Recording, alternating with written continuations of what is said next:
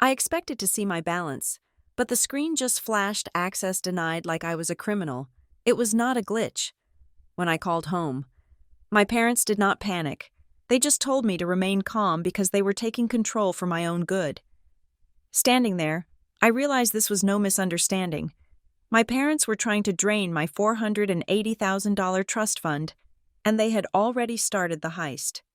My name is Chloe Allen, and until this morning, I was under the impression that I was a free adult woman living in Denver, Colorado. I was under the impression that the $480,000 in my trust fund, left to me by my grandfather, was actually mine. I was wrong. It was a Tuesday. The kind of Tuesday that feels aggressively ordinary. The sky over the Rockies was that sharp, high-altitude blue that hurts your eyes if you stare too long. I was standing in my kitchen, waiting for the coffee machine to finish its gurgling cycle, and I did what I do every single morning.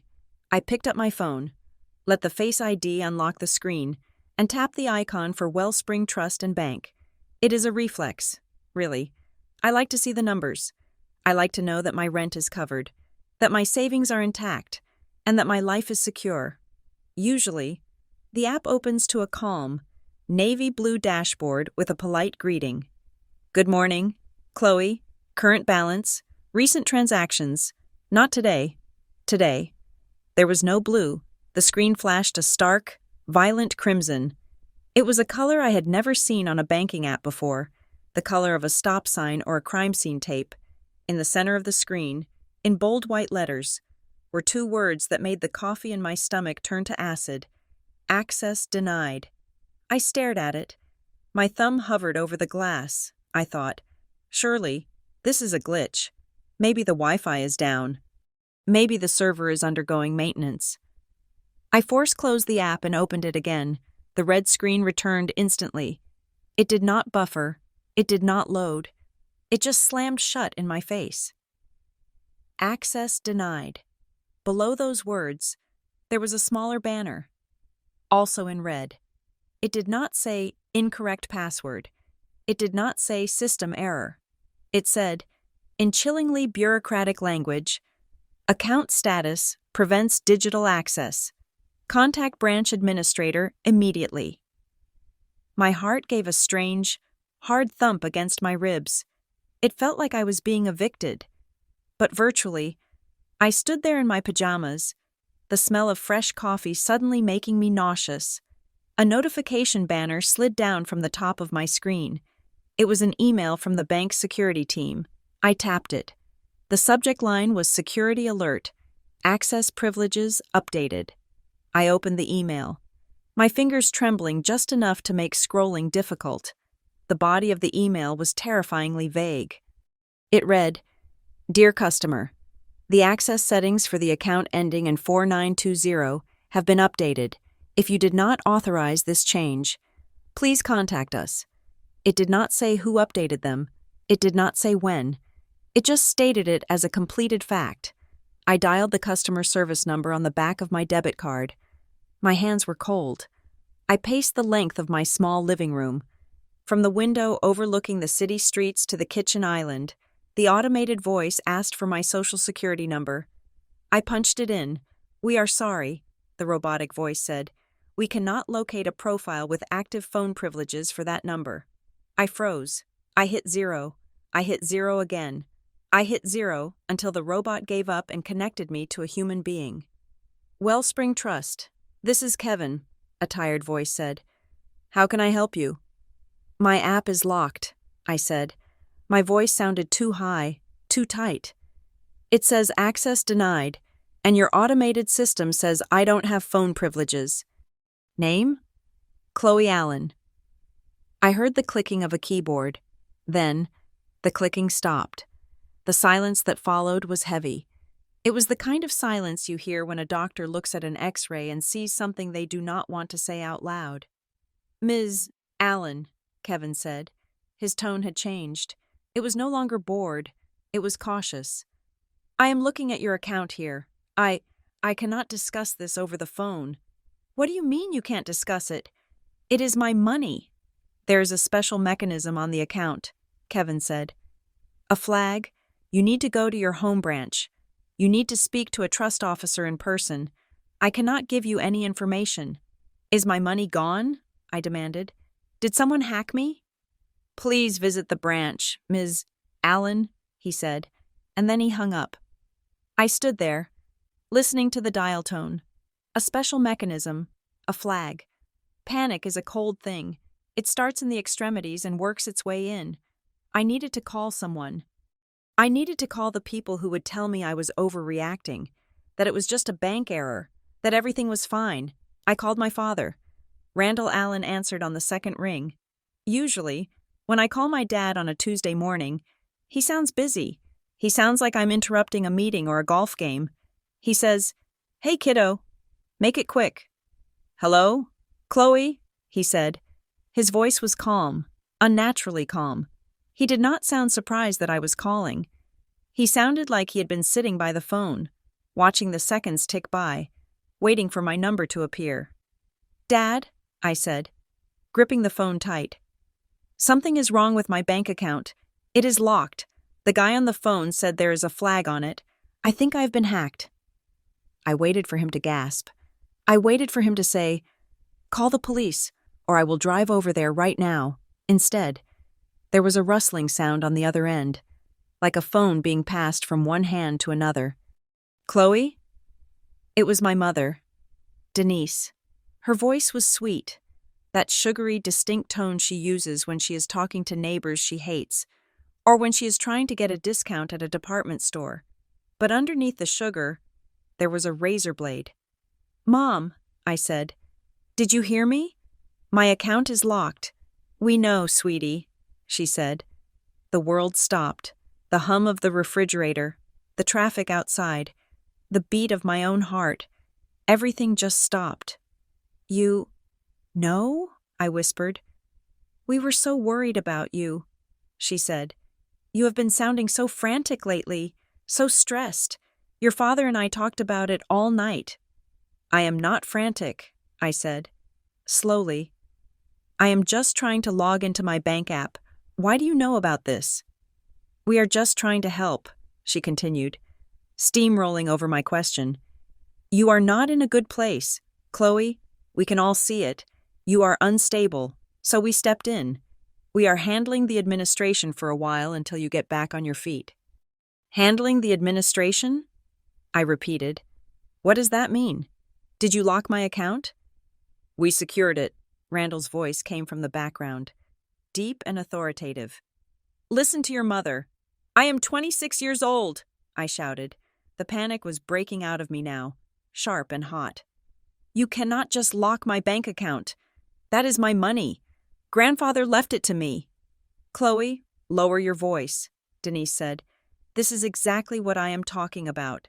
This hysteria, it proves you are not capable of making rational financial decisions right now." "I am not hysterical. I am locked out of my own life." "It is for your own protection," Denise said. "We are going to make sure the money is safe. You just need to focus on getting better.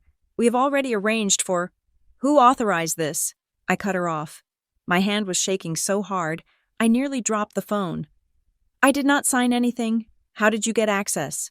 There was a pause, a long, heavy pause. When Denise spoke again, the sweetness was gone. Her voice was flat, hard, and terrifyingly entitled. "It is family money, Chloe," she said. The words hung in the air like a sentence. "It is family money, not mine, theirs. It always had been, in their minds. I was just the temporary custodian. And apparently, my term had expired." "You stole it," I said. My voice was trembling, but the realization was solidifying in my mind like concrete. "You are stealing my trust fund. We are saving you from yourself," she snapped. "Do not use that word. We are your parents." My phone buzzed against my ear. A text message. I pulled the phone away for a split second to look. It was from my sister. "Brooke, don't make a scene." The text read, "Mom and Dad are saving you. Just let them do it." I stared at the screen. Brooke, my little sister, the one I had bought a car for when she graduated. The one I had covered rent for 3 times last year. She knew. She was part of it. I felt a wave of nausea so strong I had to lean against the counter. This was not a misunderstanding. This was not a protective measure. This was an ambush. A coordinated, family-wide ambush. They had discussed it. They had planned it. They had probably eaten dinner together last night, laughing and passing the bread rolls, while discussing how they were going to strip me of everything I owned. I put the phone back to my ear. I forced my breathing to slow down. If they thought I was unstable, screaming would only prove them right. I needed to be ice. I needed to be stone. "I am going to the bank," I said. "Chloe, no," Denise said, her voice rising and warning. "Do not go there. You will just embarrass yourself. We have already spoken to them." "I am going to the bank," I repeated, "and I am going to fix this. Do not cause a scene." Randall's voice came back on the line. It was a growl now. "Do not attract attention. Chloe, you will regret it." "I am hanging up now," I said. I ended the call before they could say another word. The silence of the apartment rushed back in, but now it felt dangerous. I felt watched. I ran to my bedroom. I did not bother to change out of my jeans and sweater. I grabbed my purse. I grabbed my keys. I grabbed a folder of documents from my desk. My birth certificate. My passport. The original trust documents I had kept since I turned 21. I needed to get to the branch, the downtown branch, the one where the trust officers worked. I rushed to the front door, my heart hammering a frantic rhythm against my ribs. I paused with my hand on the doorknob. I needed to check the address of the branch. I unlocked my phone again to open the Maps app. But as the screen lit up, I saw something else. It was a system notification from my Apple ID settings. It was small, unobtrusive, the kind of thing you might swipe away without thinking if you were in a hurry. But I was not just in a hurry. I was in a state of hyper-awareness. My adrenaline was spiking, making every detail stand out in high definition.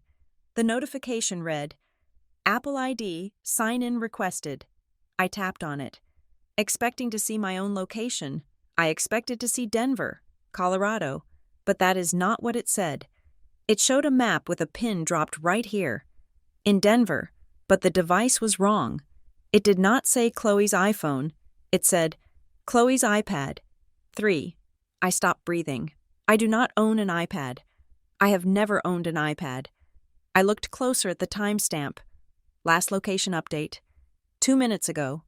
Someone was not just hacking my bank account. Someone was logging into my digital life, syncing my messages, my photos, my location, and they were doing it from a device that I had never touched. A device that had been named to look like it belonged to me. My parents did not just want the money, they wanted to be me. They wanted to control the narrative so completely that when I screamed for help, no one would believe it was me screaming. I looked at the door. I looked at the phone. Randall had told me not to attract attention.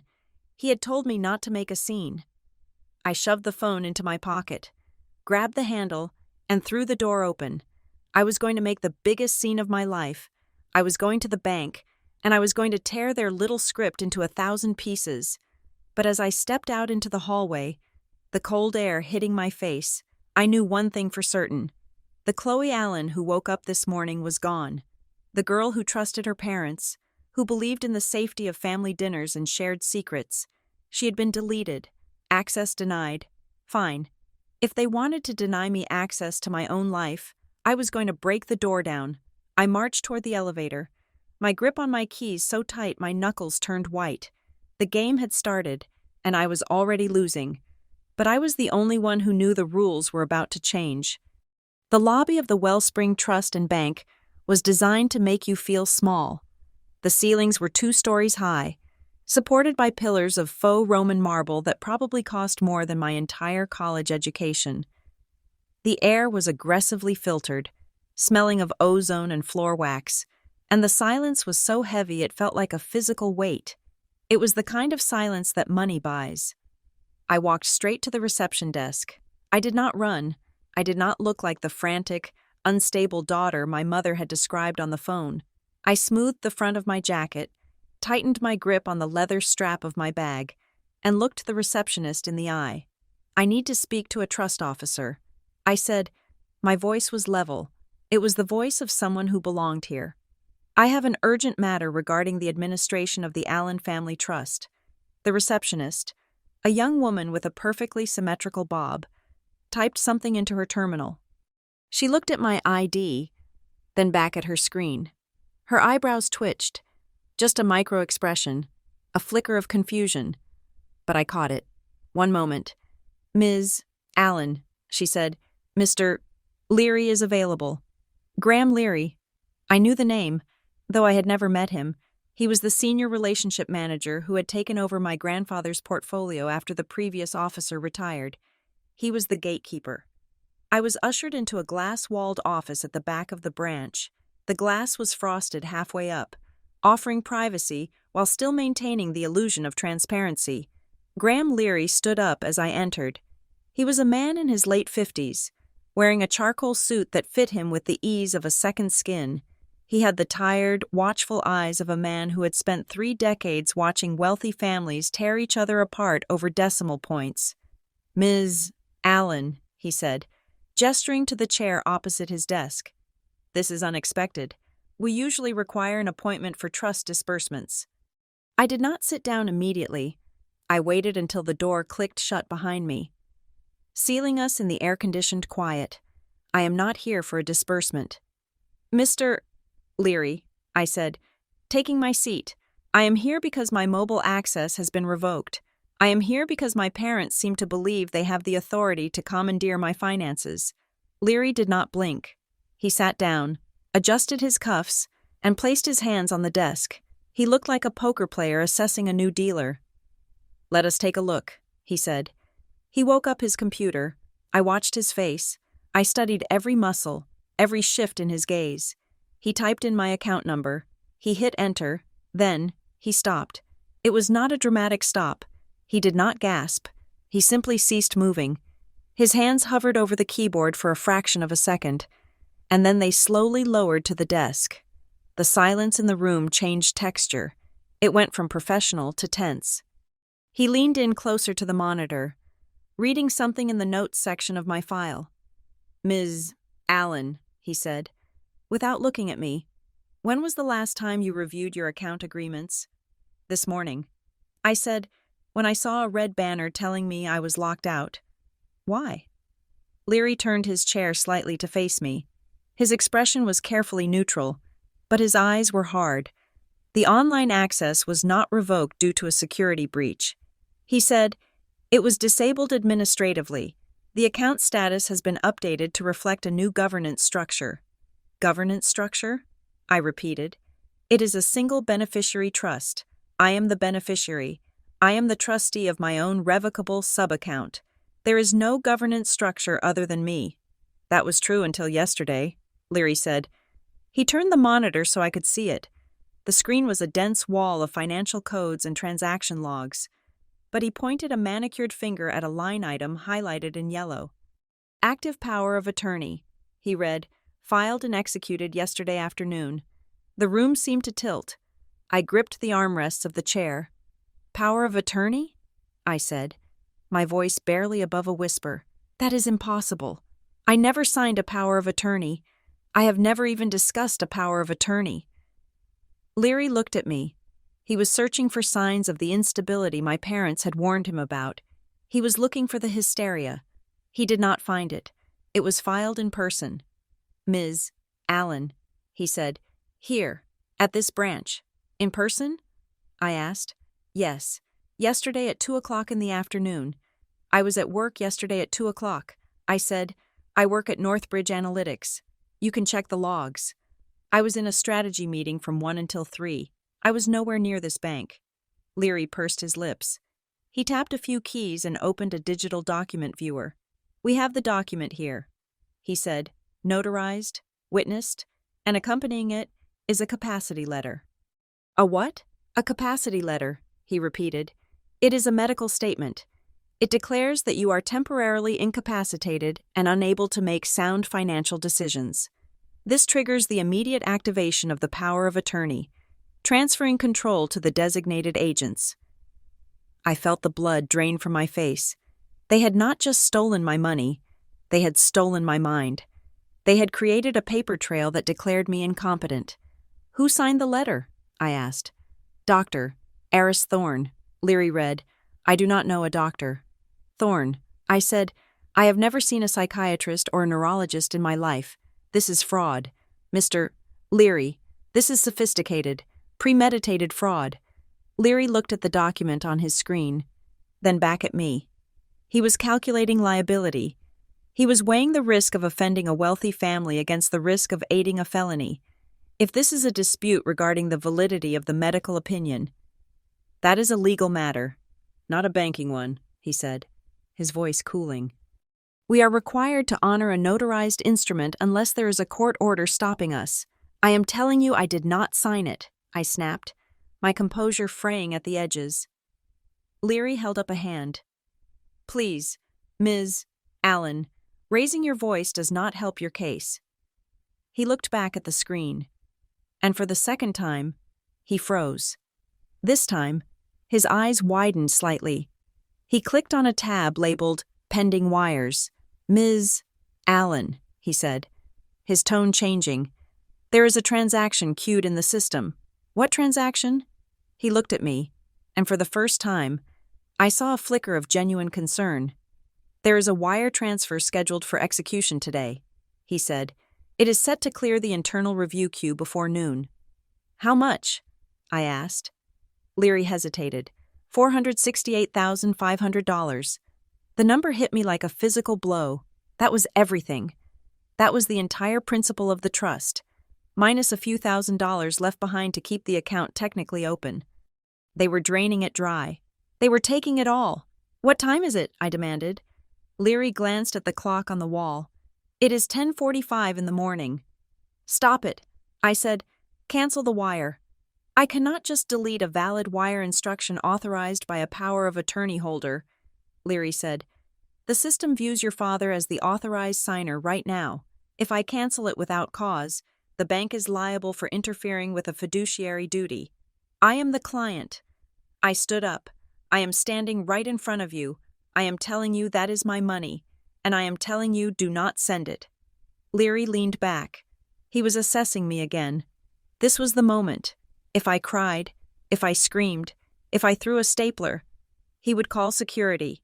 He would file a report saying I was erratic, confirming the narrative in that fake medical letter. I took a deep breath. I sat back down. I forced my hands to uncurl. I looked him dead in the eye. "Mr. Leary," I said, my voice low and terrifyingly steady. "You have a choice right now. You can send that money, and tomorrow, when I come back with my lawyer and the police and the security footage proving I was not here yesterday, you will be named as an accessory to grand larceny, or you can acknowledge that a customer is sitting in your office telling you that her identity has been stolen." Leary was silent. He tapped his finger against the desk. "To stop the wire," he said slowly, "I would have to flag the account for fraud." "Do it," I said. "You need to understand what that entails." He continued, his voice dropping into a procedural monotone. "If I flag this as internal fraud, the entire portfolio freezes. Everything. No money comes in, no money goes out. The debit cards stop working. The checks bounce. The online access remains revoked." "I understand," I said. "It means you cannot access the money either." "Ms. Allen," he emphasized, "if you're telling the truth, and this is your only source of liquidity, you will be destitute until the investigation clears. That could take weeks, maybe months. You will not be able to buy groceries. You will not be able to pay rent." He was testing me. He was checking to see if I was desperate or if I was determined. A crazy person wants the money now. A sane person wants the money safe. "Lock it," I said. "Are you sure?" "Lock it down," I said. "I want it frozen so hard that not even a court order could thaw it out by lunchtime. I would rather starve for a month than let them take one single dime of that money." Leary stared at me for a long moment. He looked at my hands, which were now resting calmly on my lap. He looked at my eyes, which were dry and clear. He nodded. "Very well," he said. He turned to his keyboard and began to type. The sound was rhythmic, heavy, decisive. I watched his screen as a new banner appeared, this one yellow and black. Status change. Fraud. Hold. Level 3. Investigative lock active. He hit the enter key with a finality that echoed in the small room. The wire is cancelled, he said. The account is frozen. No one can move the funds. Not your father, not your mother, and not you. Thank you, I said. He printed a document and slid it across the desk toward me. This is the intake form for a fraud allegation, he said. I need you to sign this. It states that you are initiating a criminal investigation into the transactions on your account. It states that you understand the penalties for filing a false report. I picked up the pen. The ink was black. I signed my name, Chloe Allen, with a flourish. I made sure the signature matched the one on my driver's license perfectly. Leary took the paper back. He looked at the signature. Then he looked at the power of attorney he had on his screen. He frowned. What is it? I asked. He looked up at me, and his professional mask slipped just an inch. The signature on the power of attorney, he said softly. It is a good forgery, a very good one, but the loop on the C is different, and the pressure points are wrong. He was an expert. He dealt with signatures all day. He had just confirmed what I already knew, but hearing him say it gave me a surge of vindication. May I see it? I asked. The power of attorney. Technically, it is an internal document, he said, but since you are the principal. He turned the monitor fully toward me. I leaned in. There it was, my name, signed in blue ink at the bottom of a document that stripped me of my rights. It looked like my handwriting.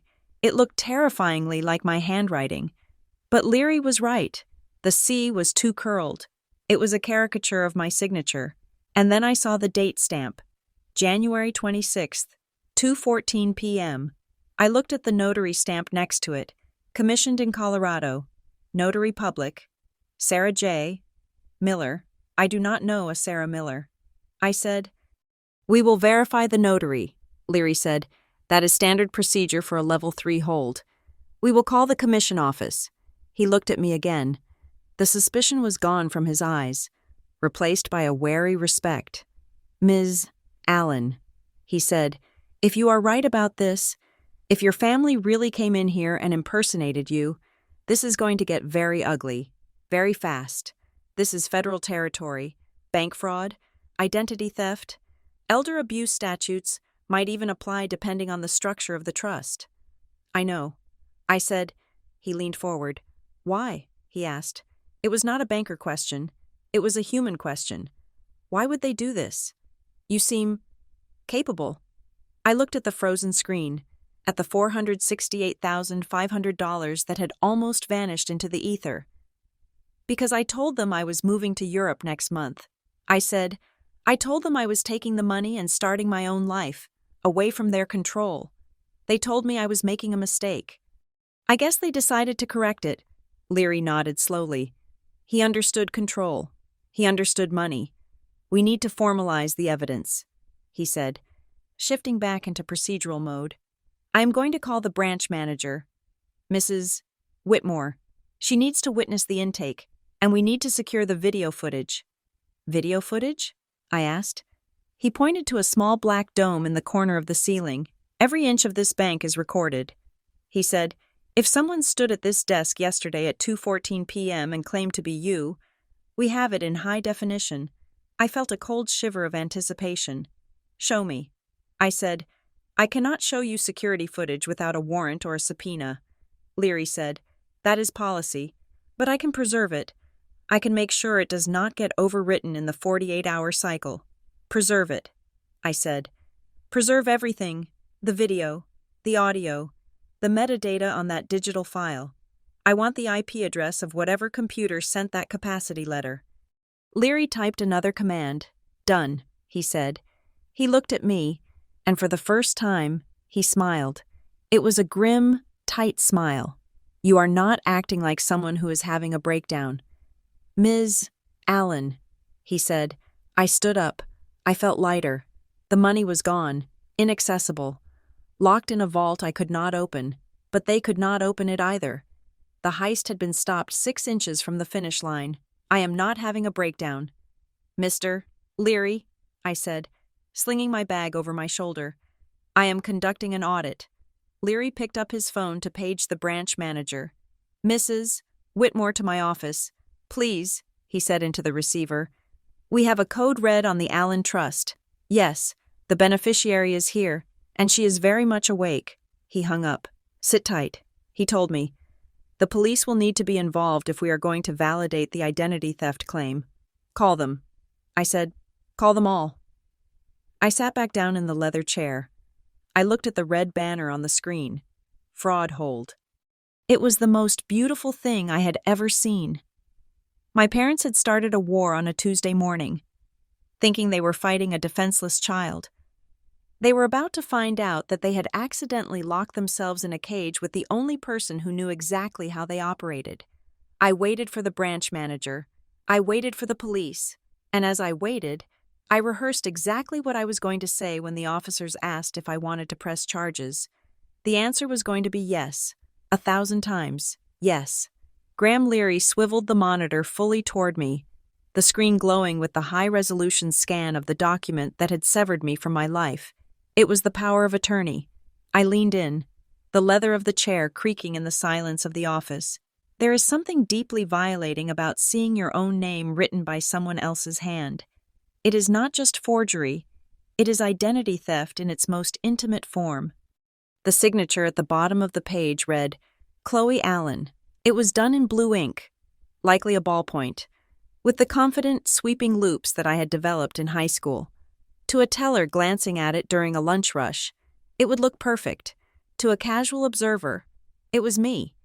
But I am not a casual observer of my own life. I looked at the capital C. My C has a sharp entry stroke, a relic of the cursive drills my third-grade teacher forced upon us. This C was round, soft, almost apologetic, and the spacing was wrong.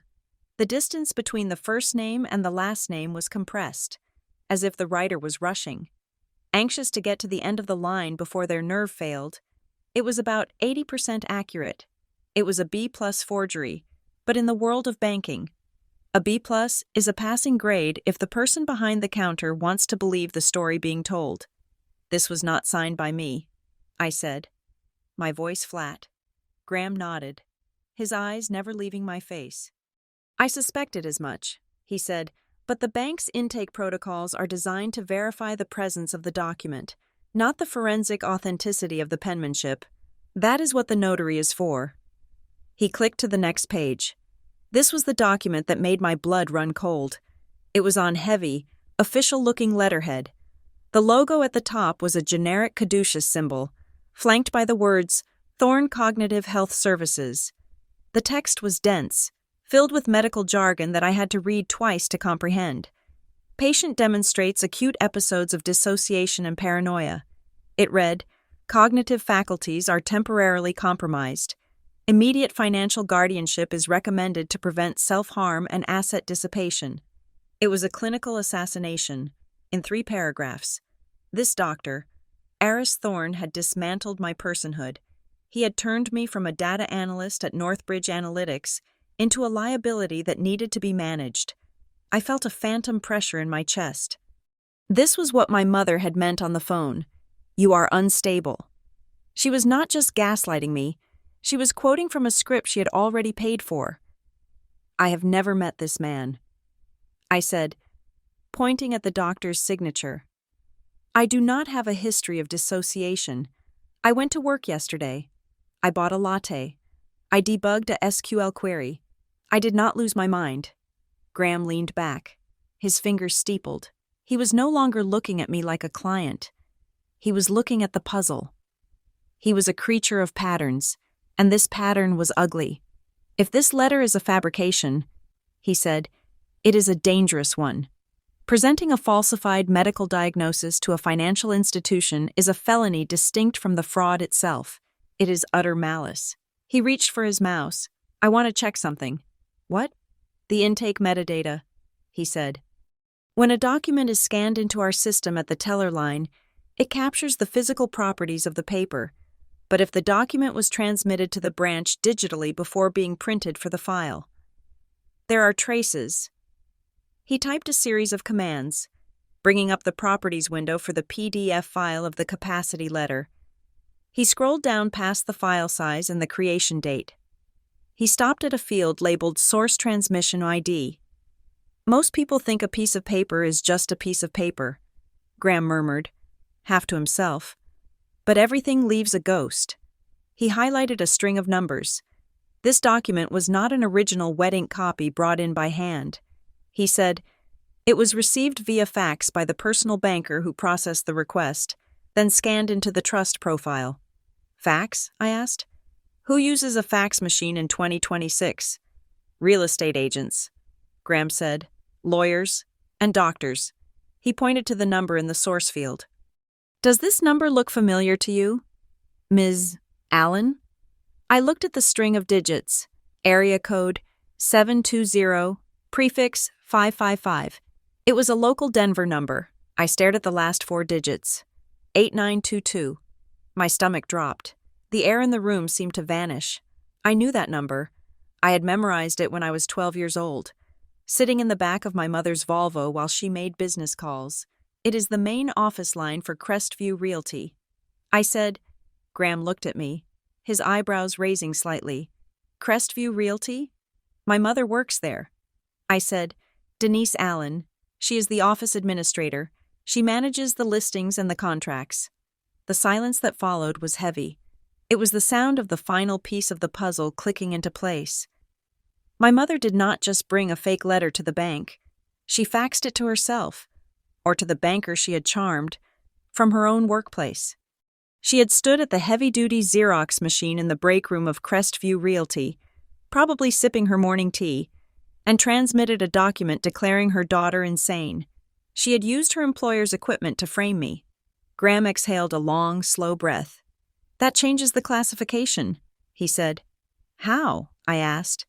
If this had been an external hacker or a stranger, we would call it third-party fraud, but the source is traced to a known associate of the account holders.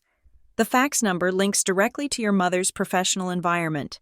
This is no longer just opportunistic theft. Ms. Allen, this is a coordinated scheme. It implies conspiracy. He picked up the phone on his desk. He did not dial an extension. He hit a speed dial button labeled Manager. Tessa? It is Graham. I need you in my office. Now. No, this is not a sales override. We have a level 3 situation on the Allen Trust. Yes, the beneficiary is in the room. He hung up and looked at me. His face was grim. You need to be prepared, he said. When Tessa walks in here, the atmosphere is going to change. She is the branch manager, but in situations like this, she acts as the primary risk officer. Her job is to protect the bank's assets and the bank's liability. She is going to ask you hard questions. I am ready. I said, I need you to give me something concrete. Graham said urgently, You said you were at work yesterday. Can you prove it? Right now? Before she walks through that door? I grabbed my phone. My hands were shaking, but I forced them to be steady. I opened my work email app. Northbridge Analytics uses a secure entry system. I said, We have to badge in at the lobby, at the elevator, and at the suite door. Every tap is logged. I navigated to the employee portal. I pulled up the physical access logs for the previous day. There, I said, shoving the phone toward him. Graham adjusted his glasses. He read the screen. Chloe Allen, badge ID 449. Northbridge HQ. Main entrance, time 08:34 a.m. Suite 400 entry. Time 08:38 a.m. He scrolled down. Exit. Time 17:15 p.m. You were in a secure facility for nearly 9 hours. Graham said, I opened my calendar next. Look at this. I said, 1 p.m. to 3 p.m., strategy meeting with the data science team. There were 6 other people in that room. My boss, David, was leading it. I sent an email with the meeting minutes at 3:15. I opened the sent folder and found the email. Subject, Q1 strategy notes. Timestamp, yesterday, 15:14 p.m., The power of attorney was signed here at 2:14 p.m., Graham said. You were physically located at Northbridge Analytics. Sending an email. Exactly 1 hour after you were allegedly standing in our lobby signing away your rights. This is impossible to refute. Graham said, the digital footprint is ironclad. The door to the office opened. Tessa Whitmore entered. She was a woman who looked like she was made of steel and expensive tailoring. She wore a navy suit that was sharp enough to cut glass, and her hair was pulled back in a severe, efficient bun. She did not smile. She did not offer a handshake. She walked in, closed the door firmly, and stood at the end of the table. Report, she said to Graham. Graham did not waste time with pleasantries. Ms. Allen is contesting the power of attorney filed yesterday. She claims she did not sign it. She claims the capacity letter is a fabrication. And? Tessa turned her gaze to me. It was a cold, appraisal-like stare. She was looking for cracks. I showed her the logs on my phone. I was at work. Mrs. Whitmore, I said, I have badge logs, email timestamps, and 6 witnesses who sat in a conference room with me while someone impersonating me was standing in your lobby. Graham added the kicker. And the capacity letter was faxed from a number registered to Crestview Realty. He said, that is the workplace of Denise Allen, the mother. Tessa looked at the phone screen, then at the fax header on Graham's monitor. Her expression did not change, but her posture stiffened. She was shifting gears. She was no longer a customer service representative. She was a general commanding a defense. This is a containment situation, she said. Her voice was clipped and professional. She pulled out a chair and sat down, opening a leather notebook. She clicked a silver pen. Here is what is going to happen, she said, addressing both of me and Graham. We are moving from a customer dispute to a criminal investigation protocol. She held up 3 fingers. Step 1, she said. The fraud hold remains absolute. Graham, I want you to tag the account with a do not board order. That means even if they show up with a court order today, we do not release funds until our legal department reviews it. We buy time. Graham nodded and typed the command. Step 2. Tessa continued. We seal the upload chain. That fax from Crestview Realty? I want the transmission logs pulled from our server and isolated. I want the surveillance footage of the lobby from yesterday burned onto a secure drive and locked in the main vault. Nothing gets deleted. Nothing gets overwritten. If the mother faxed that document, we need to prove it was her and not an office assistant. She turned to me. Step 3, she said. Independent verification. We do not trust the phone numbers on these documents. Graham, find the public listing for this doctor. Aris Thorne. Call his office directly. Verify if he actually issued this letter, and verify the notary. Sarah Miller. Check her commission status with the Secretary of State. She looked at me intensely. Ms. Allen, I need you to understand something. If we go down this road, we are accusing your parents of federal bank fraud. This is not a family spat anymore. Once we file the suspicious activity report with the Treasury, we cannot unfile it. The FBI might get involved. The district attorney will certainly get involved. Are you prepared to send your parents to prison? The question hung in the air. It was the question that was supposed to make me hesitate. It was the question that relied on the ancient guilt of a child protecting the people who gave her life. I thought about the red screen. Access denied. I thought about my mother's voice on the phone, telling me I was unstable while she stood by a fax machine plotting my demise. I thought about the text from Brooke, telling me to be quiet while they robbed me. They did not hesitate to destroy me. I looked Tessa in the eye. They stole my identity. They declared me incompetent. They tried to take the only security I have. I am not sending them to prison. Mrs. Whitmore. They sent themselves to prison the moment they walked into this bank pretending to be me. Tessa held my gaze for a long moment. Then, she gave a single, sharp nod. Understood, she said. She reached into her portfolio and pulled out a single sheet of paper. It was an affidavit. Declaration of unauthorized access and forgery. I need you to write a statement here, she said. State clearly that you did not sign the power of attorney. State that you were at Northbridge Analytics. State that you do not have a relationship with Dr. Thorne. And then, I need you to sign it. She slid the paper across the polished mahogany desk. I took the pen. It was a heavy, expensive rollerball. I began to write. I did not rush. I wrote in clear block letters. I wrote with the precision of a data analyst. I listed the times.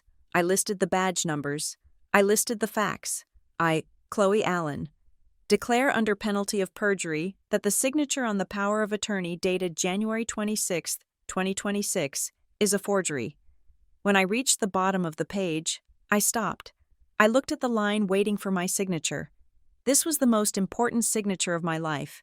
It was not just a banking formality. It was a declaration of independence. It was a reclaiming of my name from the people who had tried to turn it into a ghost. I signed, Chloe Allen. I made the C sharp and aggressive. I made the loops distinct. I pressed down hard on the paper, so the ink bled deep into the fibers. I put the pen down. The sound of it hitting the desk was like a gavel. It is done, I said. Tessa took the paper. She looked at the signature, then she looked at the forged one on the screen. The difference is obvious, she said. She stood up. Graham, lock it down, she ordered. I am going to call the legal department. We are going to need a restraining order on the funds. And Graham? Yes? If Randall or Denise Allen calls, or if they walk into this branch, you do not speak to them. You trigger the silent alarm and you call security. They are no longer customers. They are suspects. Tessa turned and walked out of the room, her heels clicking a rhythm of war on the marble floor. Graham looked at me. He looked a little pale, but his eyes were bright with adrenaline. You just initiated a war. Ms. Allen, he said quietly. I looked at the affidavit on the desk. No, I said, I just showed up for the battle they started. Now, let us see if the camera caught their faces.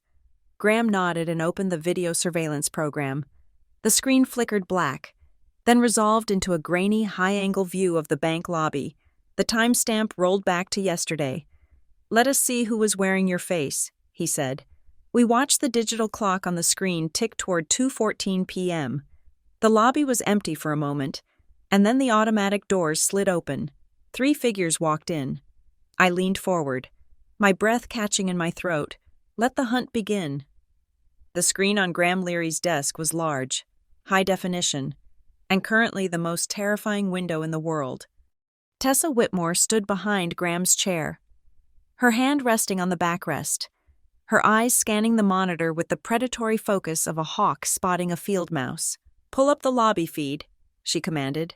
Channel 4, timestamp 1400 hours. Graham's fingers flew across the keyboard.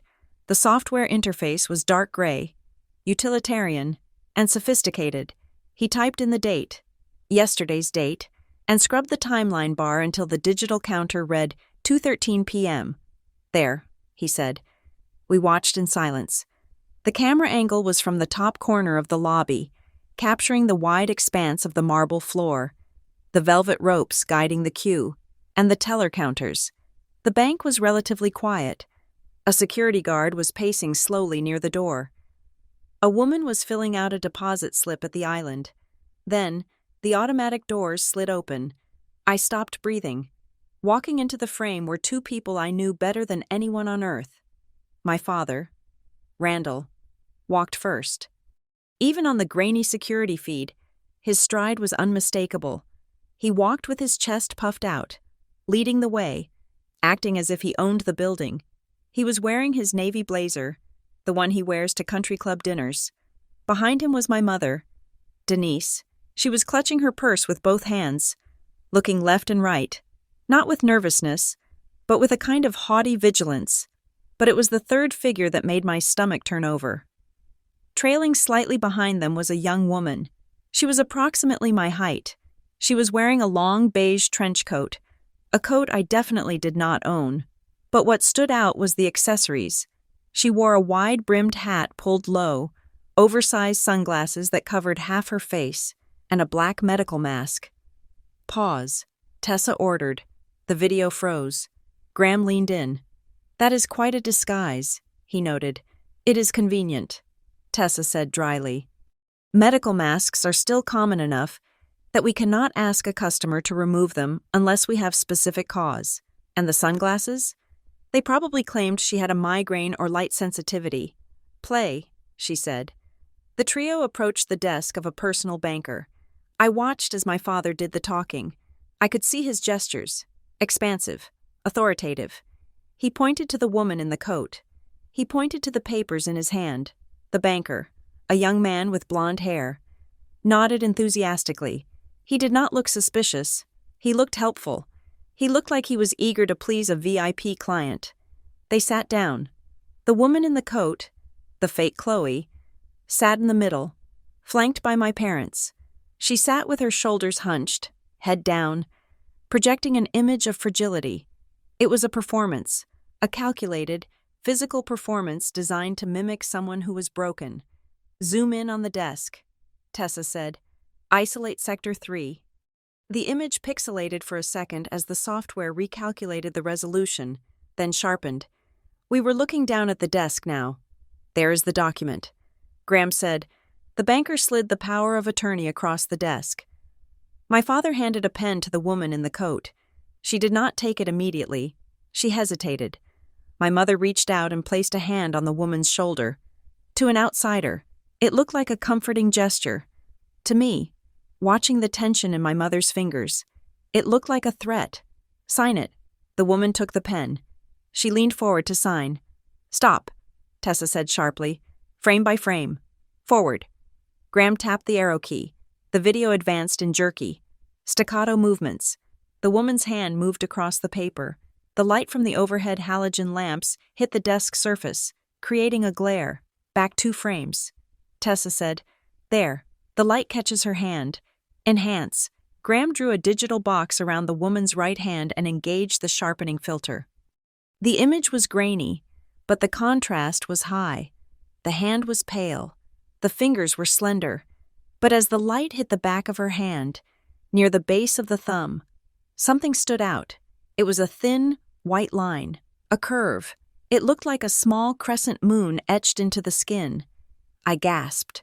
The sound was involuntary, a sharp intake of air that sounded loud in the quiet office.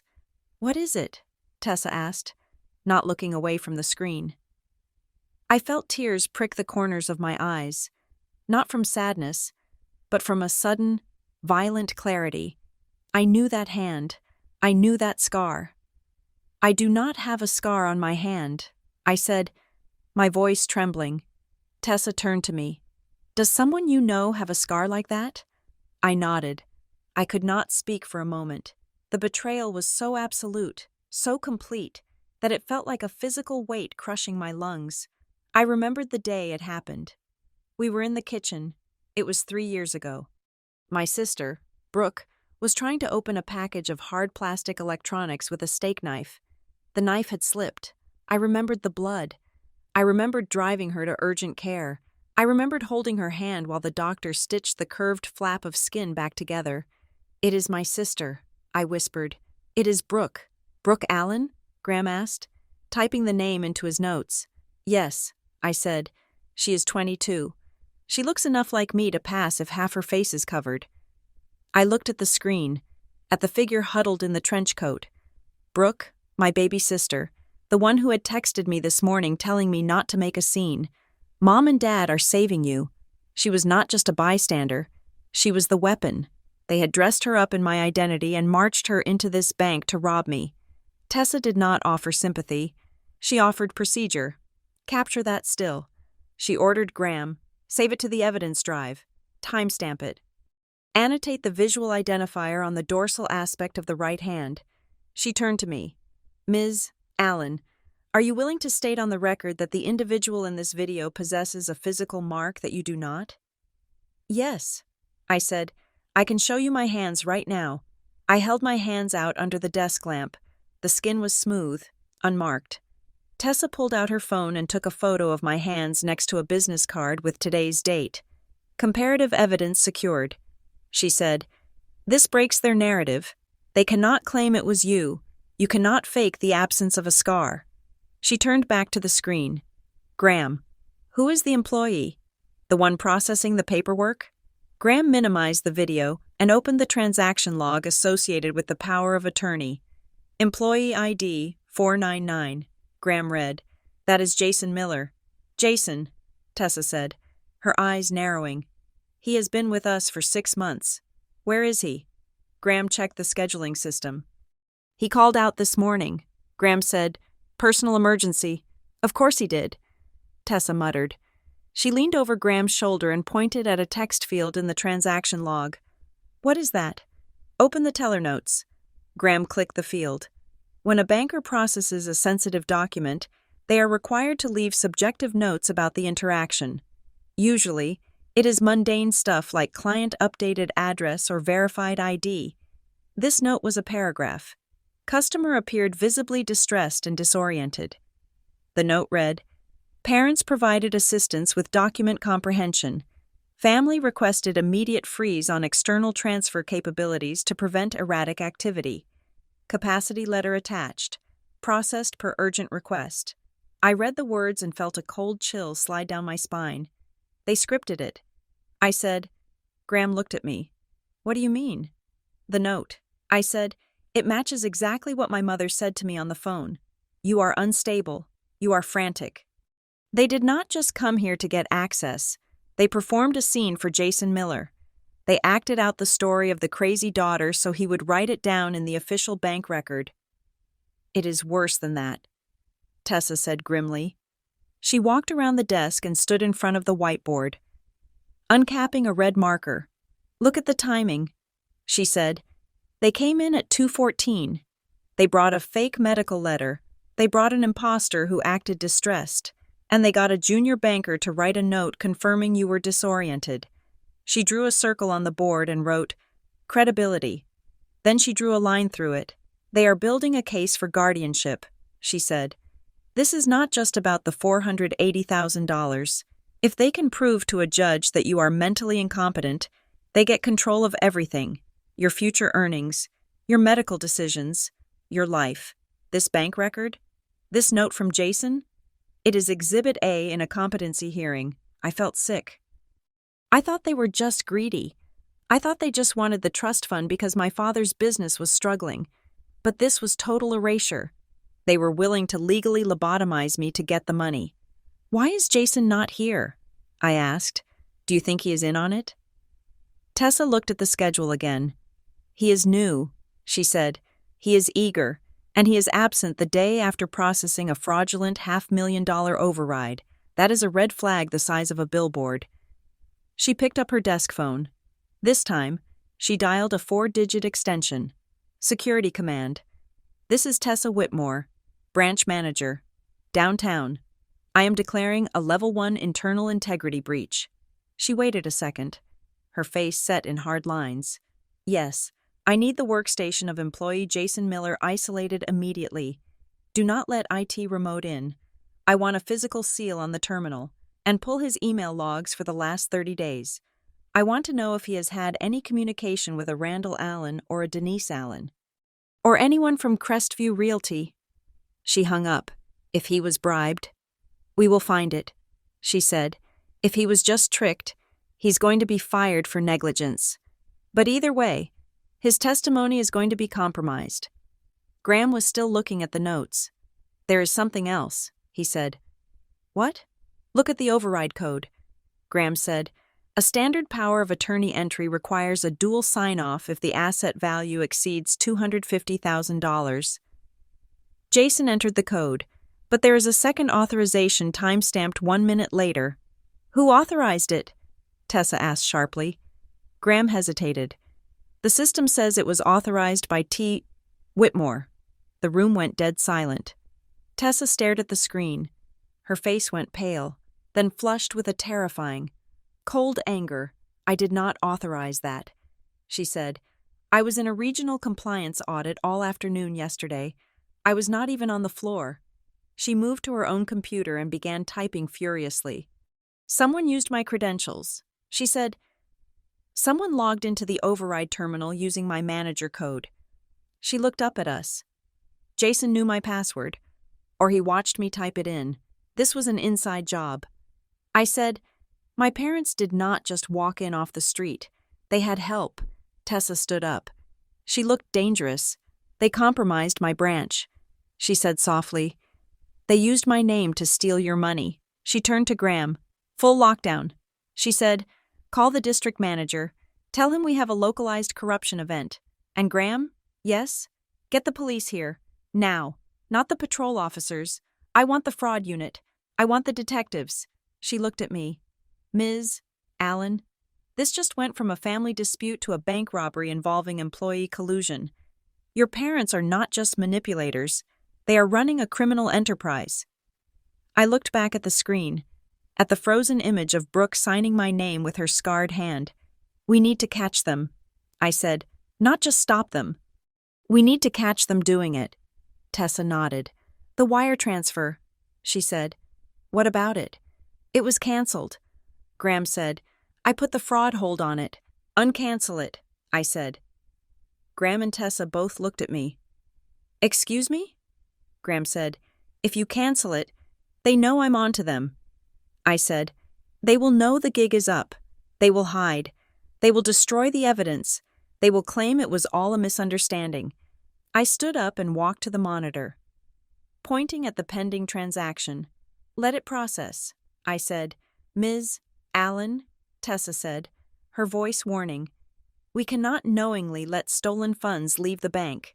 Do not let it leave, I said. You said it goes to a queue first. Let it go to the queue. Let it look like it is approved.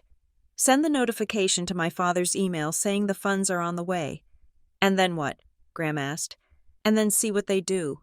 I said, if they think they have won, they will get sloppy. They will make the next move, and when they do, we will be watching. Tessa looked at me with a new expression. It was not just respect anymore. It was the look of a general recognizing a fellow strategist. A honeypot. She said, you want to set a trap? I want my life back. I said, and the only way to get it back is to let them think they have successfully stolen it. Tessa looked at Graham. Can we simulate the approval notification without actually releasing the Swift code? She asked. Graham thought for a moment. I can move the transaction to the final settlement folder. He said, it triggers the automated email to the client, in this case, the power of attorney holder. But I can set the release gate to manual. The money will sit in the bank's clearing account. But to your father, it will look like it is in transit. Do it, Tessa commanded. Graham typed the command. Execute fake release. Enter. I checked the time. It was 11:15 in the morning. My father would get the email any second. Right on cue. My phone buzzed. It was a text from my mother. Just checking in. Sweetie, hope you are resting. We are taking care of everything. I stared at the message. The audacity was breathtaking. She was texting me comfort while waiting for $500,000 of my money to hit her account. I looked up at Tessa and Graham. They took the bait. I said, now, Tessa said, crossing her arms. We wait for the police, and when they get here, we are going to hand them a package of evidence so tight your parents will not be able to breathe.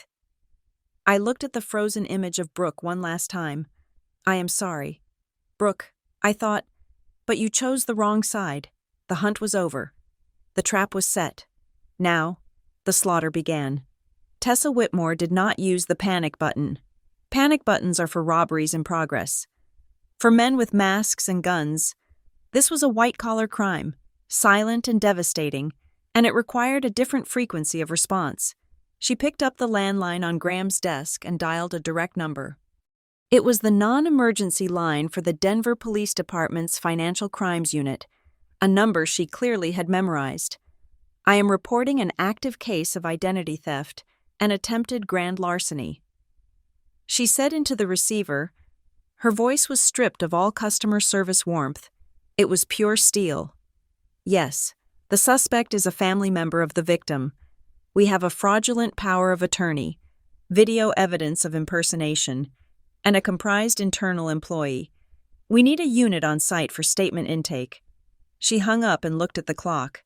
They will be here in 10 minutes, she said. The 10 minutes passed in a heavy, suffocating silence.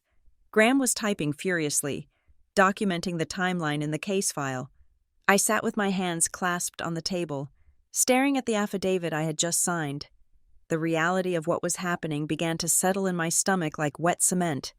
This was not a dispute anymore. This was the end of my family. When the officers arrived, they did not come in with sirens wailing. They were two uniformed officers, but they moved with a deliberate, quiet efficiency that commanded the room immediately. Officer Jalen Brooks was tall, broad-shouldered, with a face that gave away absolutely nothing. Officer Marissa Patel was smaller, sharp-eyed, holding a tablet with a stylus poised to write. They walked into Graham's office, and the air seemed to get colder. "I am Officer Brooks," he said. "This is Officer Patel. Who is the reporting party?" I said, standing up. "My name is Chloe Allen." Brooks nodded. He did not smile. He did not offer condolences. He simply pointed to the chair. "Sit down." "Ms. Allen," he said, "start from the beginning. Facts only. Do not tell me what you feel. Tell me what happened." I took a breath. I looked at Patel, who was already writing. At 8 o'clock this morning, I attempted to log into my banking app. I said, "I received an access denied message." I called my parents, Randall and Denise Allen, to ask if they knew anything. They admitted to me on the phone that they had locked the account. "Did they say why?" Patel asked, not looking up. "They told me I was unstable." I said, "They said they were handling the administration of my finances. When I came here to the branch, Mr. Leary informed me that a power of attorney had been filed yesterday afternoon, granting them control over my trust fund." I pointed to the screen where the scan of the document was still visible. "I did not sign that." I said, "I was at work. We have logs proving I was at Northbridge Analytics." Brooks looked at the screen. "And the person who signed it?" he asked. "It was an imposter." Tessa interjected. She stepped forward, her arms crossed. "We have CCTV footage time-stamped at 2:14 p.m. yesterday. It shows Randall and Denise Allen entering the bank with a female accomplice wearing a disguise. The accomplice signed the document." Brooks turned to Tessa. "Do you have the footage secured?" "Chain of custody is already established."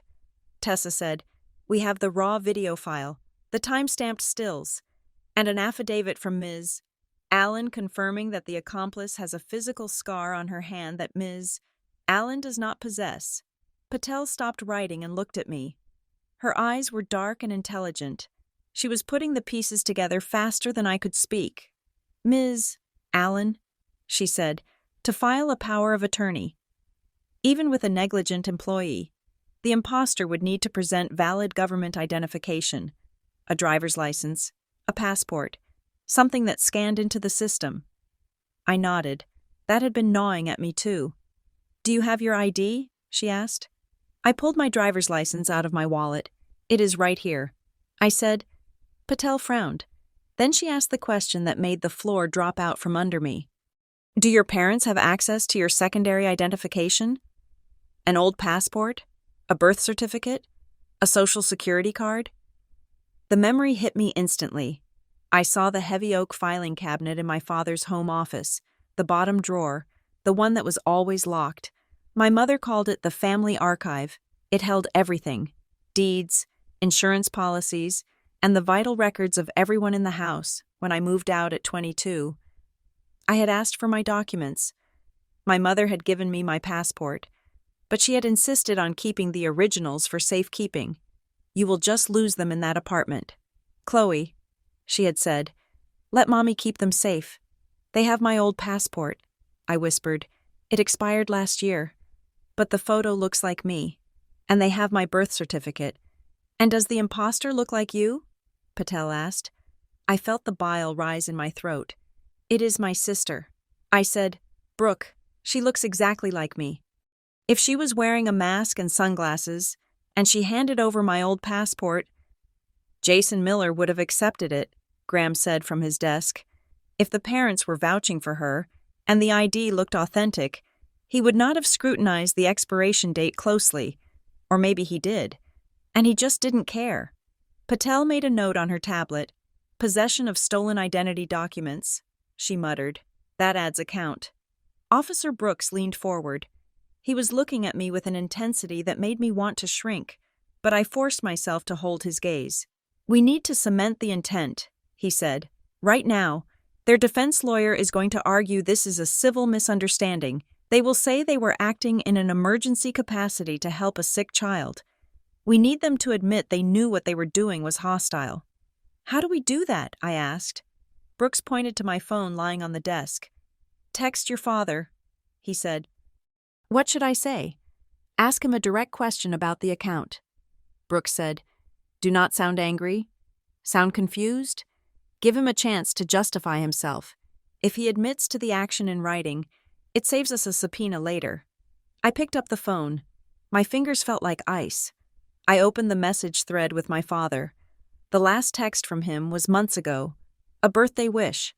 I typed, "Dad, the bank is saying someone came in yesterday and signed papers in my name. They are saying I can't access my money. Did you do this?" I showed the screen to Brooks. He nodded. "Send it." I hit send. The room went silent again. We all stared at the phone. 1 minute passed, then 2. The phone dinged. I picked it up. The message was from Randall. It was not an apology. It was a command.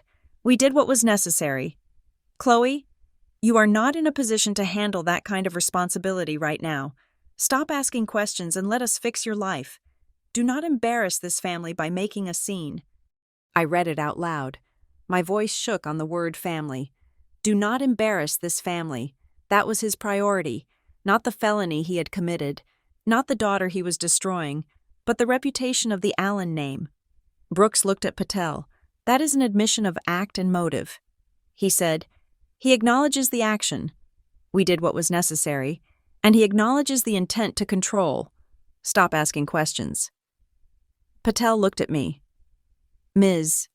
Allen, I need you to screenshot that conversation right now."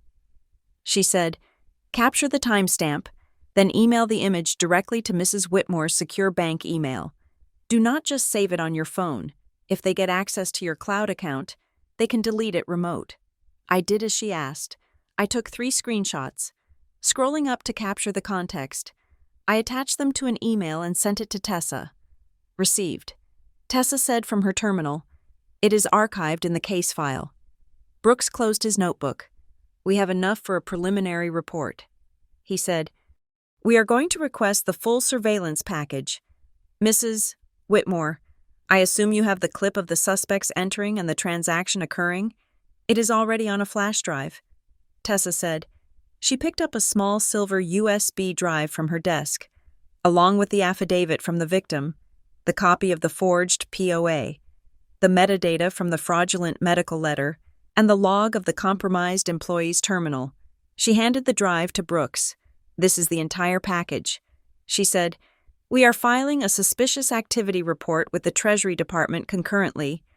Brooks took the drive. He looked impressed. "You make our job easy." "Mrs. Whitmore," he said, "we take fraud very personally." Tessa replied. It felt like it was over. The police had the evidence. The bank had the lock. My parents were walking into a trap.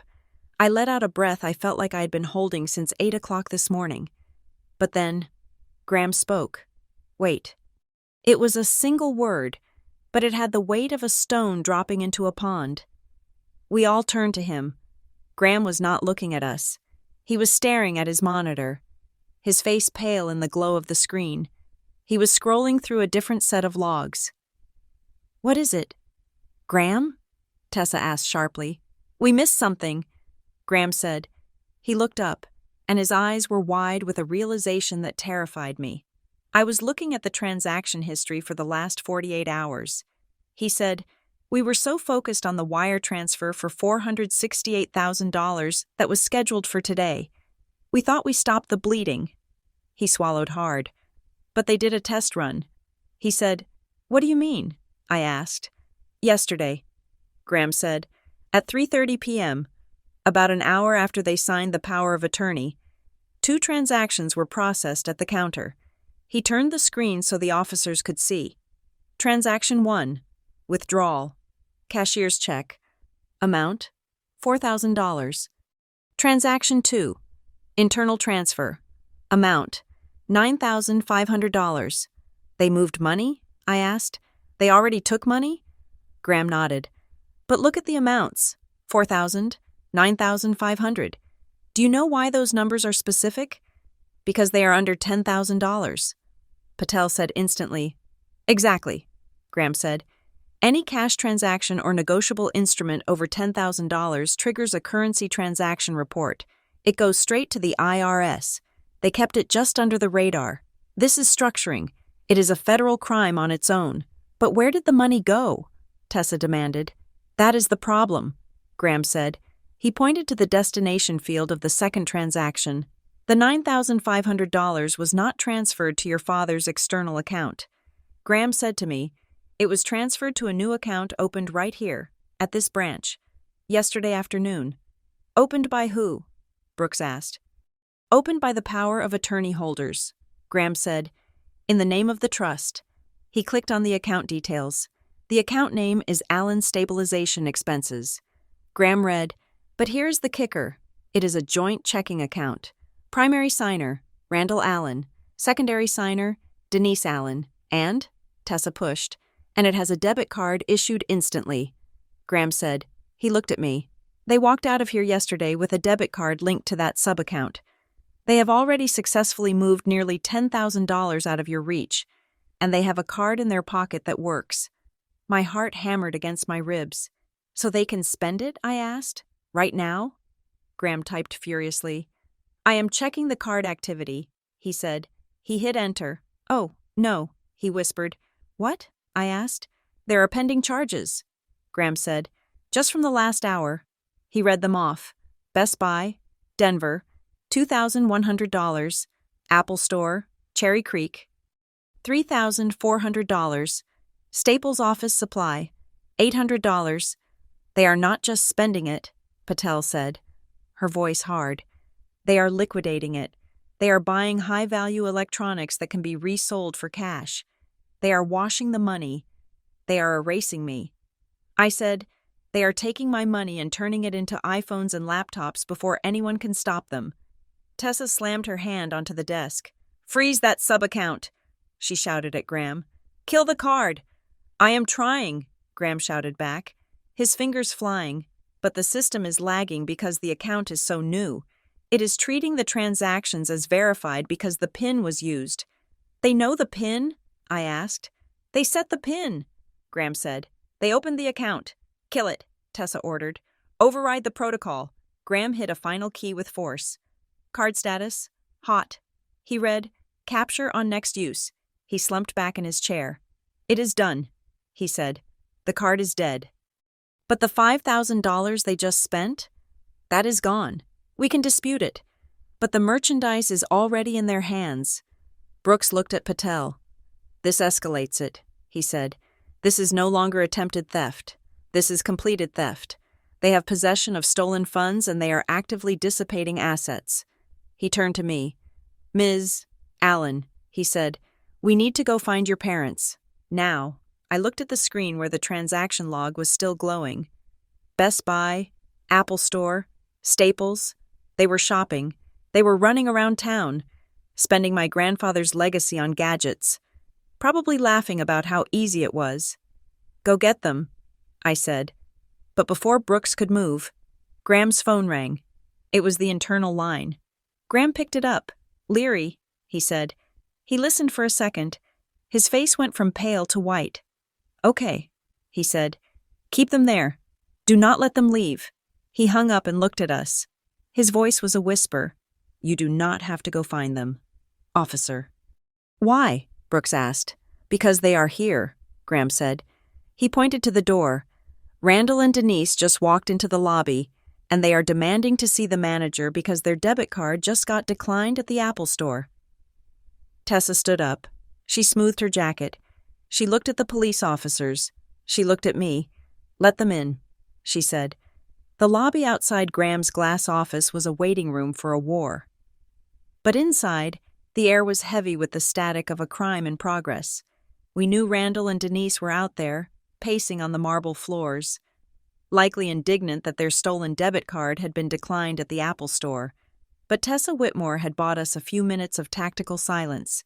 She had instructed the floor manager to tell them she was finishing a conference call and would be with them shortly. In that silence, the true shape of their plan began to emerge on Graham's monitor, and it was far uglier than simple greed. Graham had opened the full dossier on the new account, the one receiving the money, the one linked to the debit card that was now dead plastic in my father's pocket.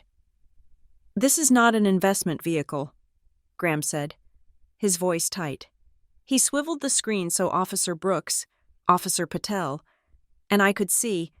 "Usually, when we set up a trust distribution account, we aim for growth," Graham explained. "We look at mutual funds, bonds, high-yield savings. We want the principal to last. But this?" He pointed to the account type code. "DD, a checking unrestricted. It is a standard checking account," he said. "Zero interest, high liquidity. It is designed for spending, not saving." "And look at the name," Marissa Patel said, leaning in. I read the account nickname, typed in all caps at the top of the header. Allen Stabilization Expenses. Stabilization. The word made my skin crawl. It sounded clinical.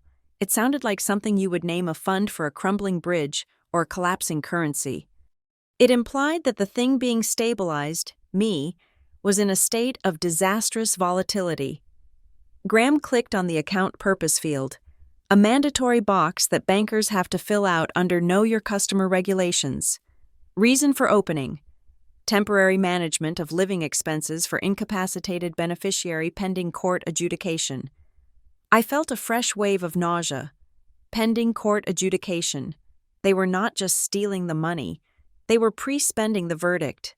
They were so confident that they could convince a judge I was incompetent that they had already built the financial infrastructure to manage my demise. "This is not a mistake," Marissa said, her voice dropping to that cold, factual tone that made her terrifying. "And it is not a panic move. This is a pipeline." "What do you mean?" I asked. "If they were just panicked parents trying to stop you from blowing your money, they would have moved the funds into a restricted escrow account," she said. "They would have put it somewhere safe where no one, not even them, could touch it without a lawyer. But this?" She pointed to the checking account. "This is a funnel. They move the trust money in here, and then they use the debit card to drain it out in consumer goods and cash withdrawals. They labeled it stabilization to make it look responsible to a bank auditor, but functionally, it is a getaway car." Officer Brooks was writing furiously in his notebook. "They are creating a narrative of care while committing an act of looting," he summarized. Just then, my pocket vibrated. I jumped. The sound was loud in the quiet office. I pulled my phone out, expecting another text from my mother, another sugary threat. But it was an email notification. The sender was Wellspring Trust, System Admin. I opened it, and the blood drained from my face. Subject: Contact information updated successfully. Dear customer, your primary mailing address has been changed per your request. "I did not request that," I said. I looked up at Tessa. "I did not request an address change." Tessa's eyes widened. She lunged for her keyboard. "Read it to me," she ordered. "What is the new address?" I scrolled down. 12 Oakwood Drive, Cherry Creek, Colorado.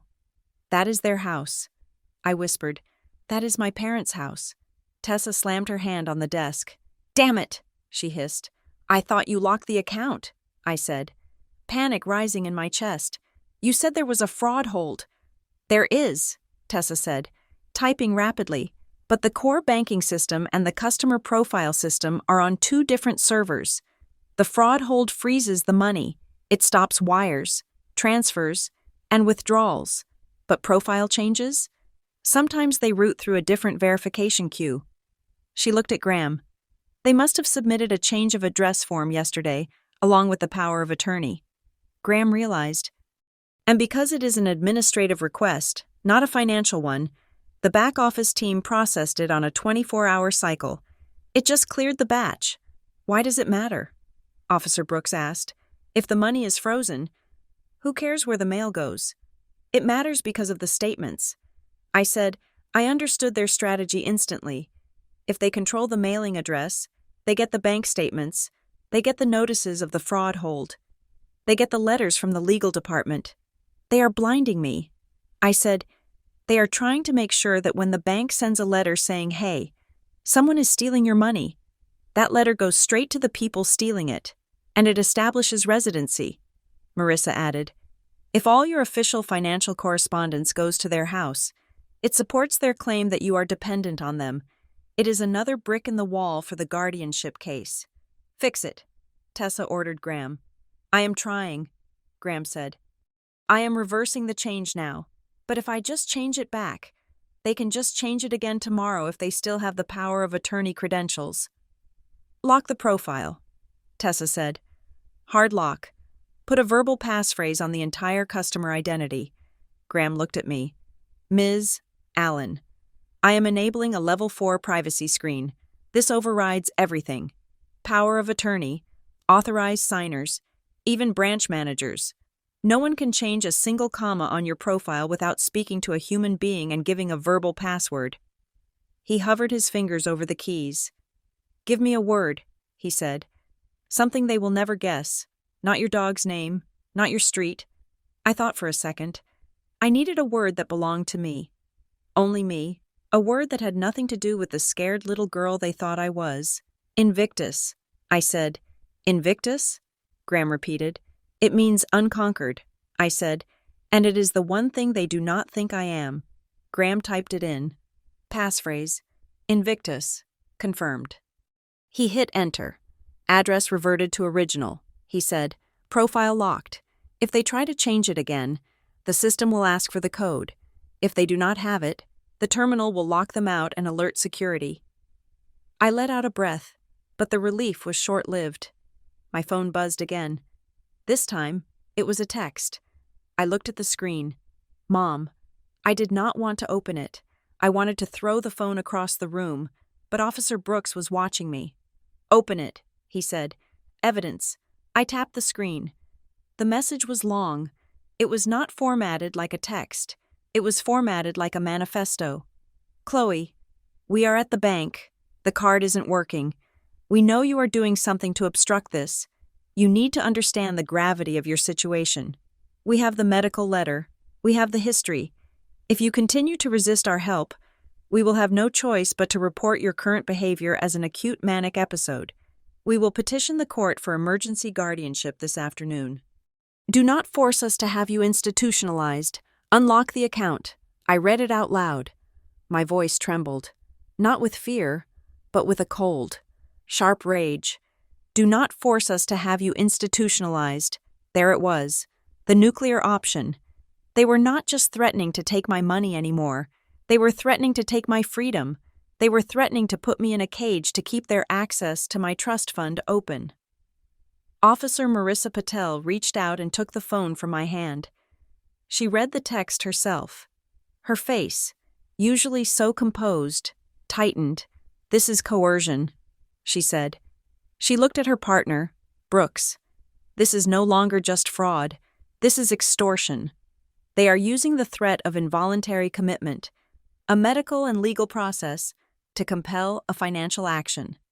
That is a distinct felony under Colorado law. She looked at me. Ms. Allen, did you hear that? They just handed us the intent. They are not acting in your best interest. They are leveraging your freedom against your bank account. I nodded. I felt numb. They really would do it. I said. They would lock me away. They are trying, Brooks said. Suddenly, the radio on Brooks's shoulder crackled to life. The static burst filled the small office. Dispatch to Unit 4 Alpha. Brooks pressed the button on his shoulder mic. 4 Alpha. Go ahead. We have a priority 2-call holding for a welfare check. Requesting a unit to respond to. The dispatcher rattled off an address. 1400 Market Street. Apartment 3B. I froze. That is my apartment, I whispered. Subject is a female, 26 years old. The dispatcher continued. Caller states subject is experiencing a severe mental health crisis, is erratic, and may be a danger to herself. Caller requests police intervention and transport for evaluation. Brooks looked at me. Then he looked at the radio. "Caller ID?" Brooks asked. "Caller is Randall Allen," the dispatcher replied. Father of the subject, the silence in the room was absolute. They had done it. While standing in the lobby of the bank, smiling at the tellers, waiting for the manager, my father had stepped outside and called 911. He had reported me as a danger to myself. He was trying to get the police to kick down my door, find me agitated, or not find me at all, and create an official police report stating that I was unstable. It was the perfect setup. If I was at home, I would be screaming at the police that my parents were thieves, which would look like paranoia. If I was not at home, they would claim I had wandered off in a fugue state. They were building the paper trail in real time. Brooks pressed the button on his mic again. His voice was calm, but there was an edge to it that had not been there before. "Dispatch, 4 Alpha. Cancel the response to Market Street. Reason for cancellation?" the dispatcher asked. "Subject is located," Brooks said, looking directly at me. "Subject is safe. Subject is currently in the presence of law enforcement at the Wellspring Trust Bank downtown branch." There was a pause on the radio. "Copy that. 4 Alpha. Caller was adamant about the danger. Caller is a suspect in an active fraud investigation involving the subject." Brooks said, "Flag the call for the report. Attempting to weaponize police resources. Copy. Flagged." Brooks lowered his hand. He looked at me. "They just tried to swat you," he said. "They want a record." Marissa said, "They want a police report dated today saying, Chloe Allen, unstable. They need it for the court hearing they threatened in the text. They are playing chess." I said, "And they just lost a queen." Tessa said from her desk. She stood up. She smoothed her skirt. She checked the security monitor. "They are still in the lobby," she said. "They are sitting in the waiting area. Randall is on his phone, probably checking to see if the police have arrived at your apartment yet. Denise is looking at a brochure about high-yield savings accounts." The arrogance was breathtaking. They had just called the police on their own daughter, and now they were sitting 20 feet away, planning how to invest the money they had not yet successfully stolen. "They have no idea," I said. "They have no idea we are all in here." "No," Graham said. "They think you are at home, about to be dragged away in a squad car. They think the bank manager is fixing their debit card. They think they have won." Officer Brooks adjusted his belt. He checked his body camera. He tapped the center of his chest, and a small green light blinked on. "Recording," he said. He looked at me. "Ms. Allen, are you ready to finish this?" I looked at the text message one last time. "Do not force us to have you institutionalized." I stood up. My legs felt solid. My hands were steady. "I am not hiding in this office anymore," I said. Tessa walked to the door. She put her hand on the handle. "I am going to go out there first," she said. "I am going to tell them that there is an issue with the account that requires the beneficiary's authorization." "Then what?" I asked. "Then I am going to invite them into the conference room," she said. "And you are going to be sitting at the head of the table, with us," Brooks added. I nodded. "Let's go," I said. Tessa opened the door. The sounds of the bank lobby drifted in, the low hum of conversation, the click of heels, the distant sound of a phone ringing. It sounded like a normal Tuesday, but as I followed the police officers out into the hallway, walking toward the conference room that would serve as the arena for the final confrontation, I knew that for the Allen family, normal was over forever. The trap was sprung. The hunters were about to become the prey, and I was no longer the girl they could edit out of existence. I was the glitch in their system, and I was about to crash the whole server. The heavy glass door of the bank lobby opened with a cheerful, melodic chime that sounded completely at odds with the violence of the moment. It was a sound I knew well, the sharp bing-bong that signaled a customer arriving to deposit a paycheck or open a savings account. But today, it signaled the arrival of the cavalry, or rather, the raiding party.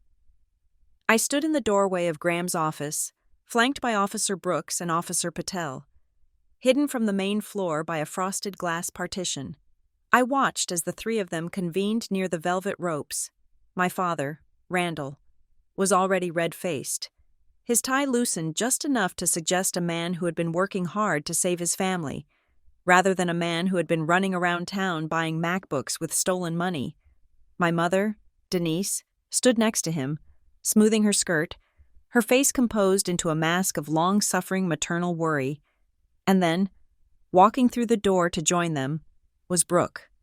My sister looked like she was dressed for a funeral, or perhaps a court appearance. She wore a modest black dress and a cardigan, her hair pulled back. She looked innocent. She looked young. She looked nothing like the person who had worn a trench coat and sunglasses yesterday to rob me. They huddled together for a second. A quick team meeting in the middle of the lobby.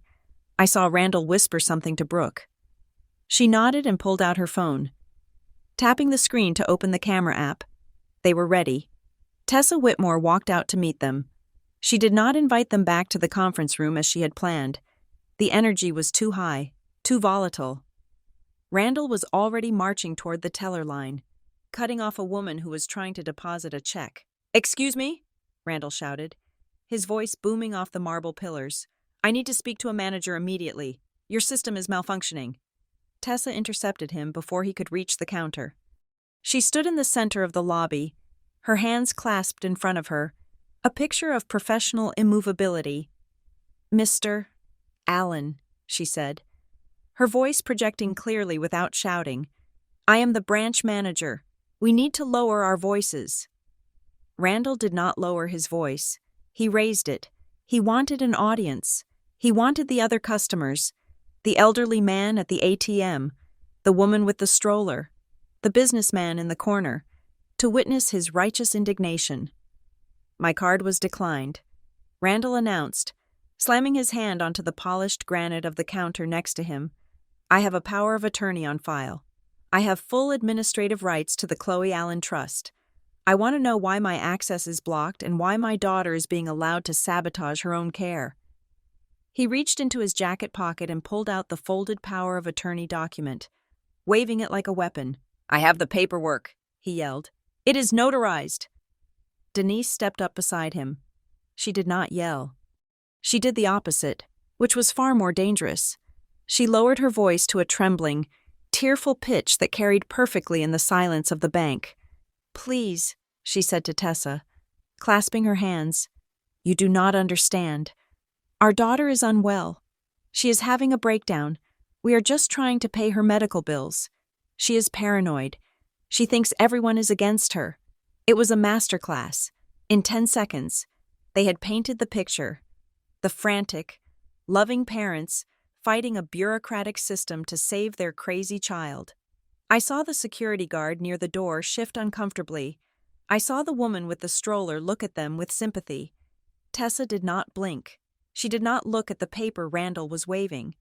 "The power of attorney is under dispute, Mr. Allen," Tessa said coldly. "Dispute?" Randall laughed, a harsh barking sound. "There is no dispute. It is signed. It is legal.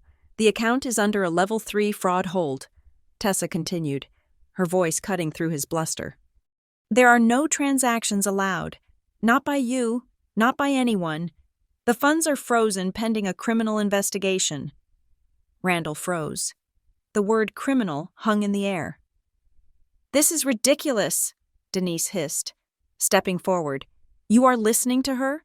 She is off her medication. She is likely hallucinating. You are legally liable if she hurts herself because you cut off our ability to help her." That was the cue. Officer Brooks nodded to me. "Let's go," he said. We stepped out from behind the partition. The visual impact was immediate. First, the 2 uniformed police officers, Brooks and Patel, looking grim and imposing, and then, me. I walked between them. I was not screaming. I was not crying. I was not wearing pajamas or looking disheveled. I was wearing my work blazer. I was standing straight. I looked exactly like what I was, a woman who had caught a thief. Randall saw the uniforms first. For a split second, relief washed over his face. He thought his 911 call had worked. He thought they were here to haul me away. "Officers!"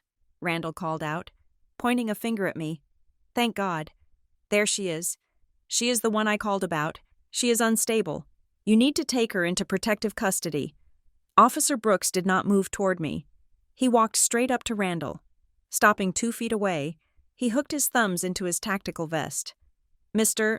Allen," Brooks said, "we are not here for a welfare check." Randall's smile faltered. "What?" "We canceled the call," Brooks said. "We are here investigating a report of identity theft, forgery, and bank fraud." Denise's eyes darted from the officers to me. She tried to pivot the narrative instantly. "Officer, please," she said, her voice dripping with fake concern. "Chloe has a history of making things up. She forgets things. She signed the papers yesterday, and now she has forgotten. It is part of her condition." She looked at me with eyes that were hard as flint. "Chloe, honey, tell them. Tell them you are confused. We can fix this. Just come home with us." I looked at my mother. I looked at the woman who had raised me, who had packed my lunches, who had taught me to tie my shoes, and I realized that she had probably been planning this for years. She did not see a daughter. She saw a bank account with legs. I did not sign anything. "Mom," I said. My voice was steady. It echoed in the lobby. I was at work. "I have the logs." "She is lying," Randall shouted, slamming the counter again. He was losing control of the room. The sympathy from the bystanders was evaporating. He looked desperate. "She was here. She stood right here and signed it." Officer Jalen Brooks took a step forward. "We have the security footage. Mr. Allen," he said. The color drained from Randall's face. "We have video from 2:14 p.m. yesterday," Brooks continued.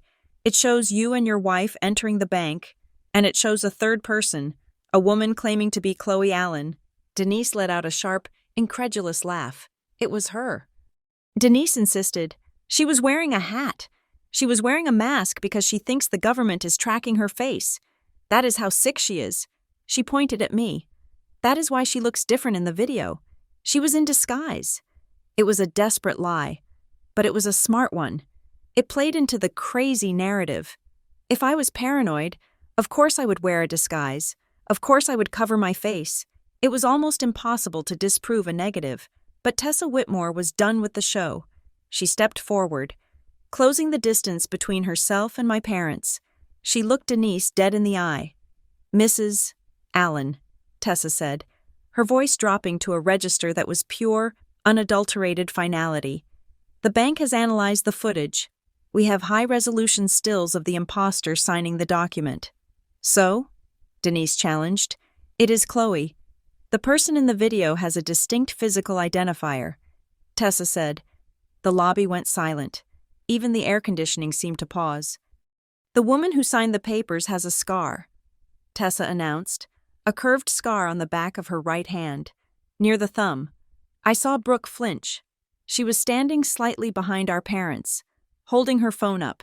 She had been live streaming or recording the encounter, probably intending to post it on social media with a caption like, "My sister having a public meltdown." The red recording light was blinking, but when Tessa said the word scar, Brooke's hand froze. We all looked at her. Officer Marissa Patel moved. She moved fast. She stepped around Randall, ignoring his sputter of protest, and closed the distance to Brooke. "Brooke Allen?" Marissa asked. Brooke lowered the phone. She looked terrified. The confident smirk she usually wore was gone, replaced by the deer-in-headlights look of a child caught holding the match that started the fire. I am just filming," Brooke stammered. "For evidence."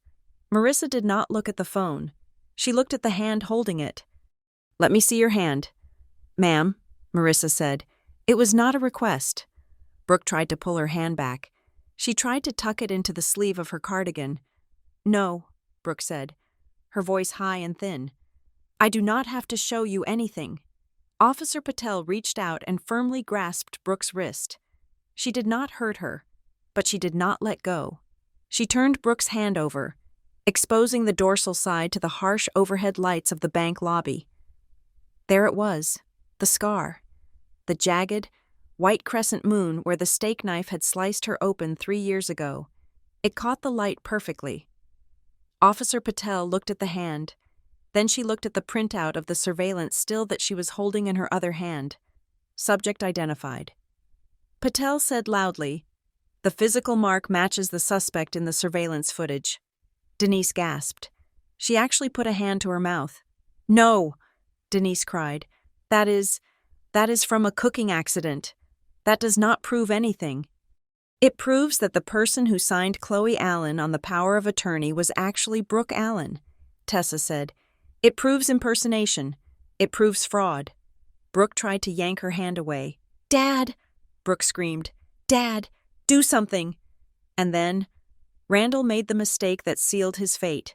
He did not step forward to defend his daughter. He did not argue with the police.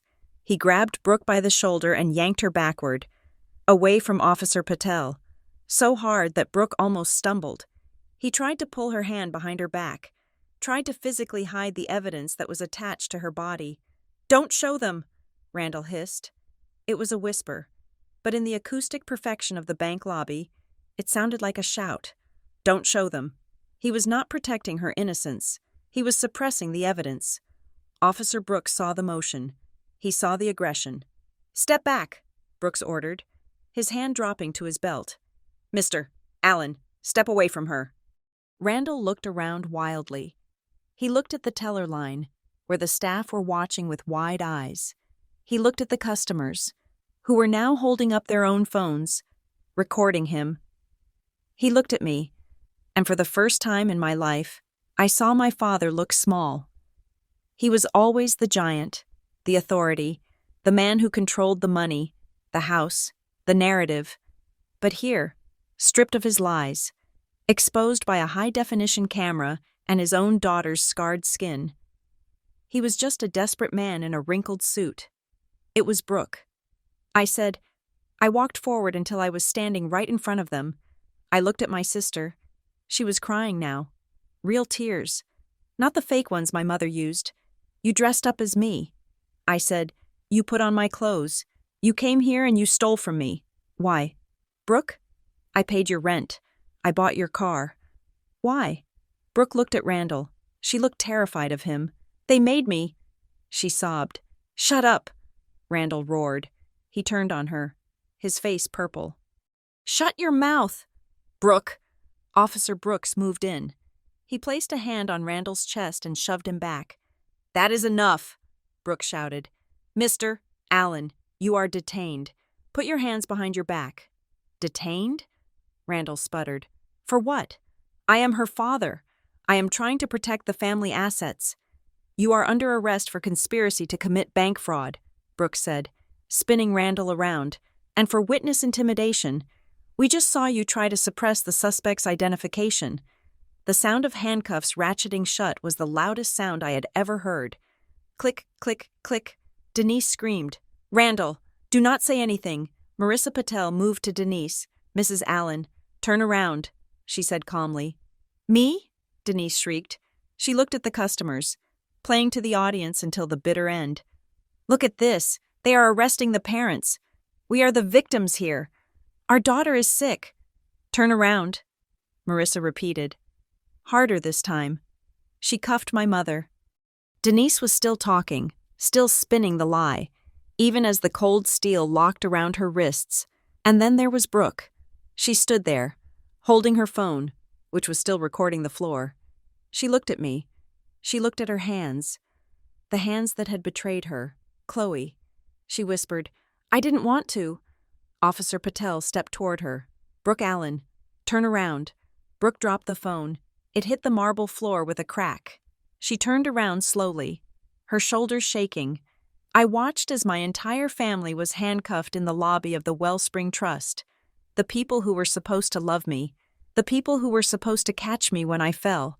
They were being marched out past the velvet ropes, past the ATM, past the sign that said, "Welcome to Family Banking." Tessa Whitmore stood beside me. She did not look triumphant. She looked tired. "I am sorry it had to happen like this," she said softly. I watched them go. Randall was shouting at Officer Brooks about his lawyer. Denise was weeping, asking for a manager. Brooke was just silent.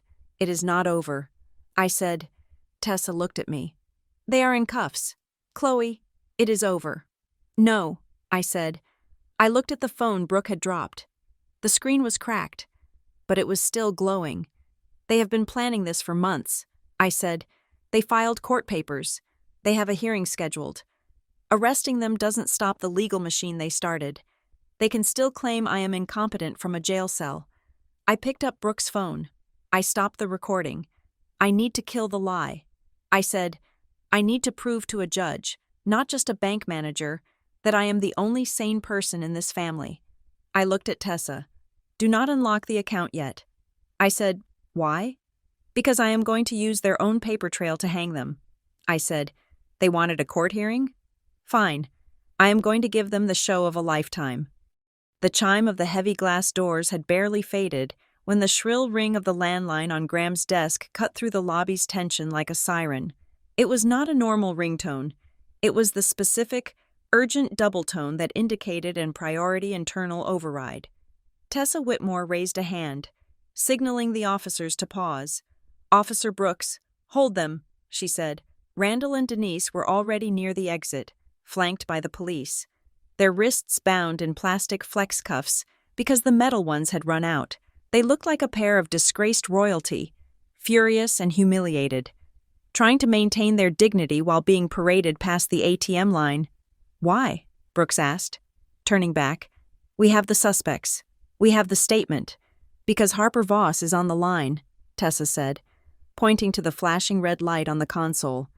And if Harper is calling directly, she has found the smoking gun that turns this from a local arrest into a federal indictment. You are going to want to hear this for the booking report. She pressed the speaker button. This is Whitmore, she said. The voice that filled the room was crisp, efficient, and devoid of any human warmth. It was the voice of a woman who viewed the world entirely through the lens of binary code and audit trails. Tessa, I have completed the forensic deep dive on the Allen Trust documents. Harper Voss said, I am patching in the legal department, but I need a verbal confirmation from the beneficiary before I release the findings. Is Chloe Allen present? I am here, I said. I stepped closer to the desk, my heart pounding a frantic rhythm against my ribs.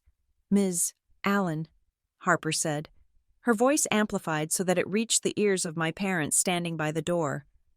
I need you to answer a question for the official record. Have you, in the last 30 days, signed a digital or physical document authorizing Randall Allen or Denise Allen to act as your attorney in fact? No, I said clearly. Have you authorized the creation of any document using the software license associated with a Dell Precision workstation registered to a user named R. Allen? I frowned. I do not even own a Dell. I said, I use a MacBook, and I have never heard of that workstation. Randall, standing by the door, went rigid. His face, which had been a mask of red-faced indignation, suddenly drained of color. He knew that name. He knew that computer. It was the desktop in his home office, the one he forbade anyone else from touching. Harper continued, her voice relentless. I have analyzed the metadata of the power of attorney file uploaded to our server yesterday at 1400 hours. The file was not a scan of a wet ink original, as it purported to be. What was it? Tessa asked. It was a digital composite, Harper explained. The document properties reveal it was created using a generic legal template downloaded from a consumer website, something called LegalZoom.com or similar. It was not drafted by a firm. But here's the critical part. The file retains the editing history. She paused for effect. I can see the keystrokes. She said, the document was originally saved under the file name Draft Control V1. The user spent 45 minutes editing the clauses. Specifically, they deleted the standard clause that requires 2 doctors to certify incapacity and replaced it with a custom clause requiring only 1. I felt a chill go through me. They had edited the rules of the game to make it easier to win. And, Harper added, the metadata tag for the author is Randall J. Allen. The source machine is Randall's workstation. The IP address matches the login history for your father's personal banking profile from the last 6 years. It is a lie, Randall shouted from the door. He struggled against the officer's grip, twisting his body toward the desk. That is a fabrication. You are manipulating the data. I have a lawyer. Harper did not even pause. She could not see him, but she could hear him, and she treated his outburst like a bug in the code, something to be isolated and crushed. I do not manipulate data. Mr. Allen, Harper said coolly. I preserve it, and I also have the hash value of the file. That is a digital fingerprint that cannot be forged. The file that was uploaded to this bank was created on your computer, in your house, while your daughter was verified to be at her workplace. Randall slumped. The fight went out of him. He knew enough about technology to know that you cannot argue with an IP address in a court of law. But Harper was not done. There is more, she said. We looked at the capacity letter, the medical document from Dr. Aris Thorne. I looked at Denise. She was staring at the floor, refusing to make eye contact with anyone. The letterhead looks authentic, Harper said. It has the logo, the address, the medical disclaimer. But when we ran the font analysis, we found an anomaly. A what? Officer Patel asked, stepping closer to the speaker. Real medical offices use specialized practice management software to generate patient letters, Harper explained. The fonts are embedded in a specific way. This letter? It was created in Microsoft Word, but the creator made a mistake. They used a font called Garamond Pro. So? I asked. Doctor, Thorne's actual office, which we just got off the phone with, uses Arial for all external correspondence. Harper said, but more importantly, the digital signature at the bottom? It is not a secure cryptographic signature. It is a JPEG image. A picture? I asked. Yes, Harper said.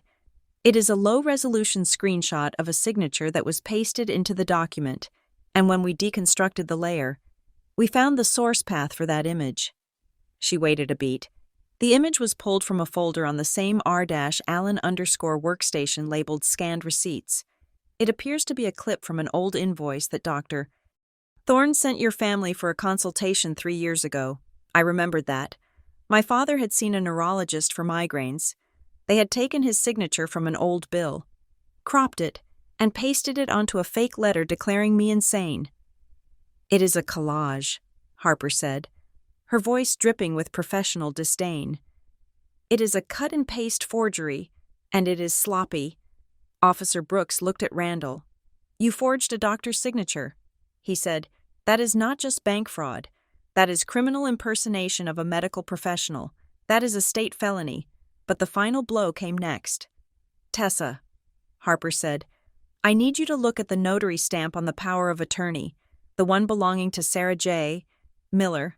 I am looking at it on the screen. Tessa said, run the commission number. Harper said. Tessa typed the 10-digit number into the Secretary of State's verification portal. She hit enter. The screen flashed red. Invalid/inactive.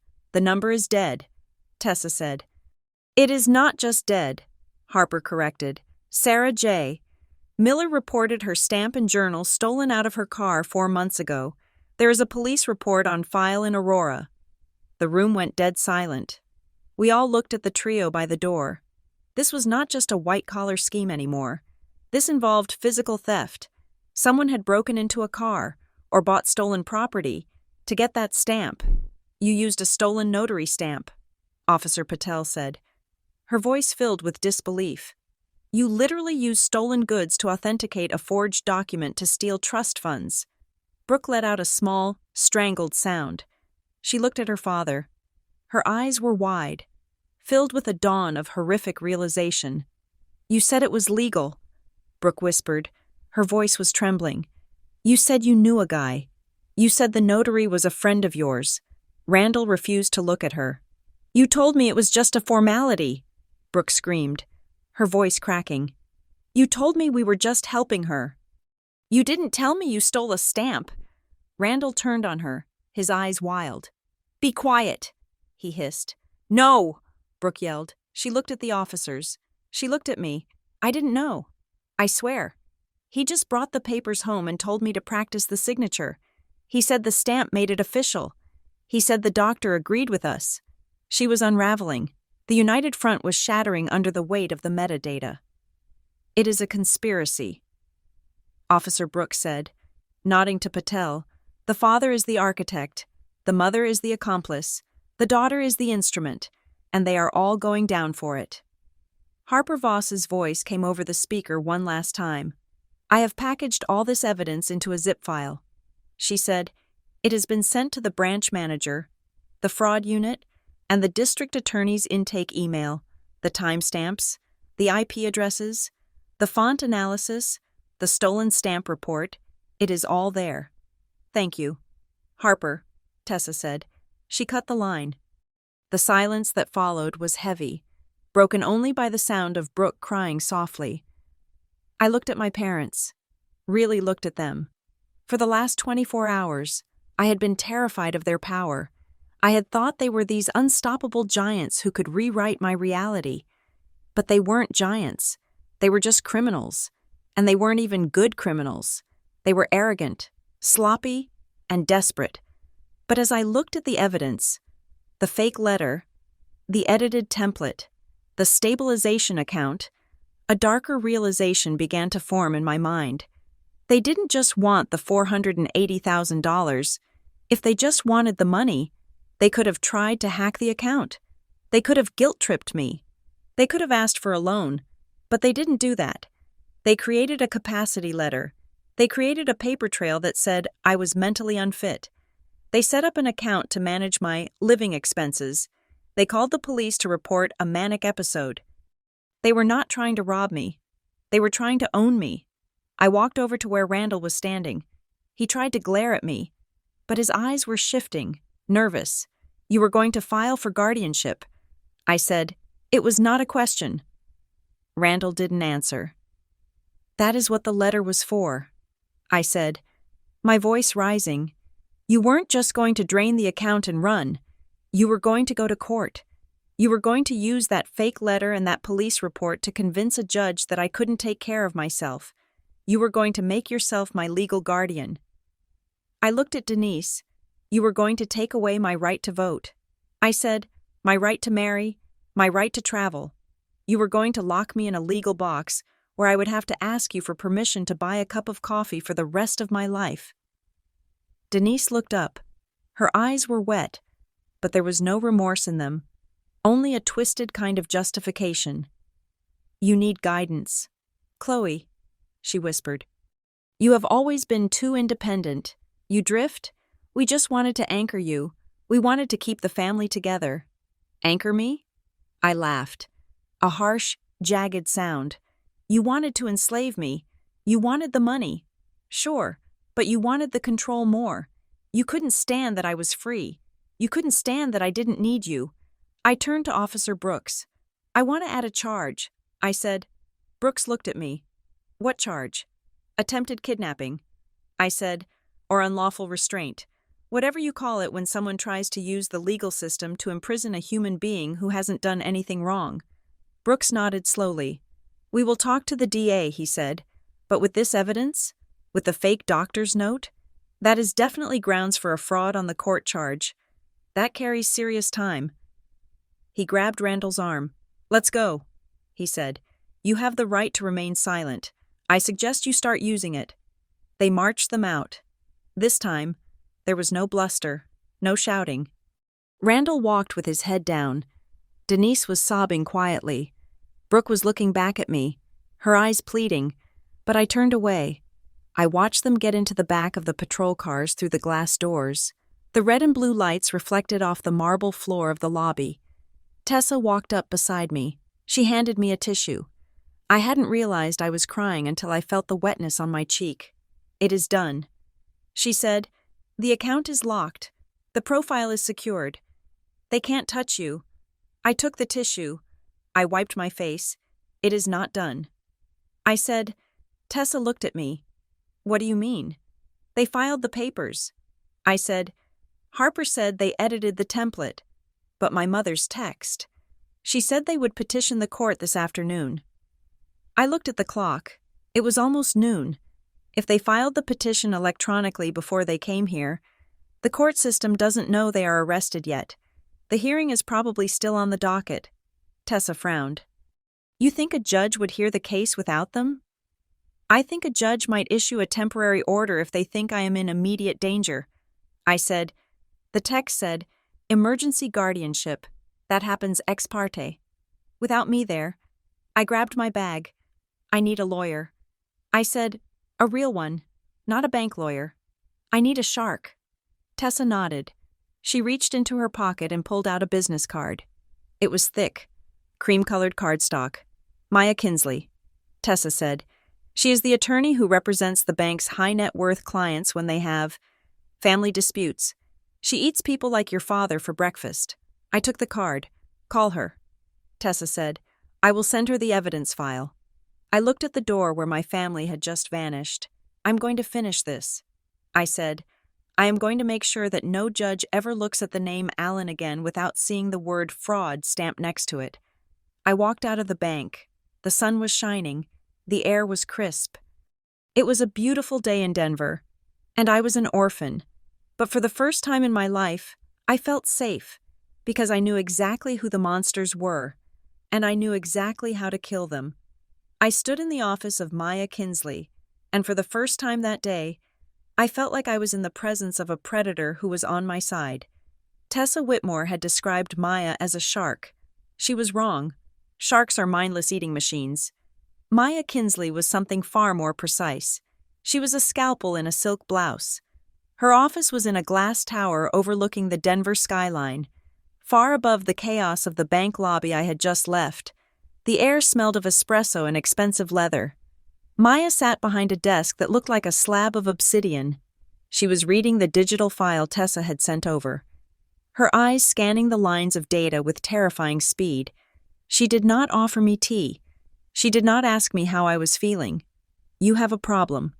Chloe, she said. Her voice was low, raspy, the voice of a woman who spent her life arguing in rooms with bad acoustics. I know, I said. My parents are in custody. They are being booked for fraud. That is the criminal side, Maya said, waving a hand dismissively. That is the police doing their job. That is messy, slow, and frankly, irrelevant to your immediate safety. Irrelevant? I asked. They are in handcuffs. Maya turned her monitor around. This is the civil docket for the Denver probate court, she said. She pointed to a line item scheduled for tomorrow morning at 9 o'clock. In the matter of the emergency guardianship of Chloe Allen, petitioner, Randall Allen. They filed it. I whispered. They filed it electronically at 10:30 this morning. Maya said, about an hour before they walked into the bank to perform their little play, and because they checked the box marked emergency temporary orders. It bypassed the usual waiting period. What does that mean? I asked. It means that in the eyes of the civil court, you are currently a person of interest in a capacity hearing. Maya said, the judge who reviews this docket tomorrow morning will not know that Randall Allen is sitting in a holding cell at the city jail. He will only see the paperwork. She tapped the screen. He will see the capacity letter from Dr. Thorne, which we know is fake, but the judge does not know that yet.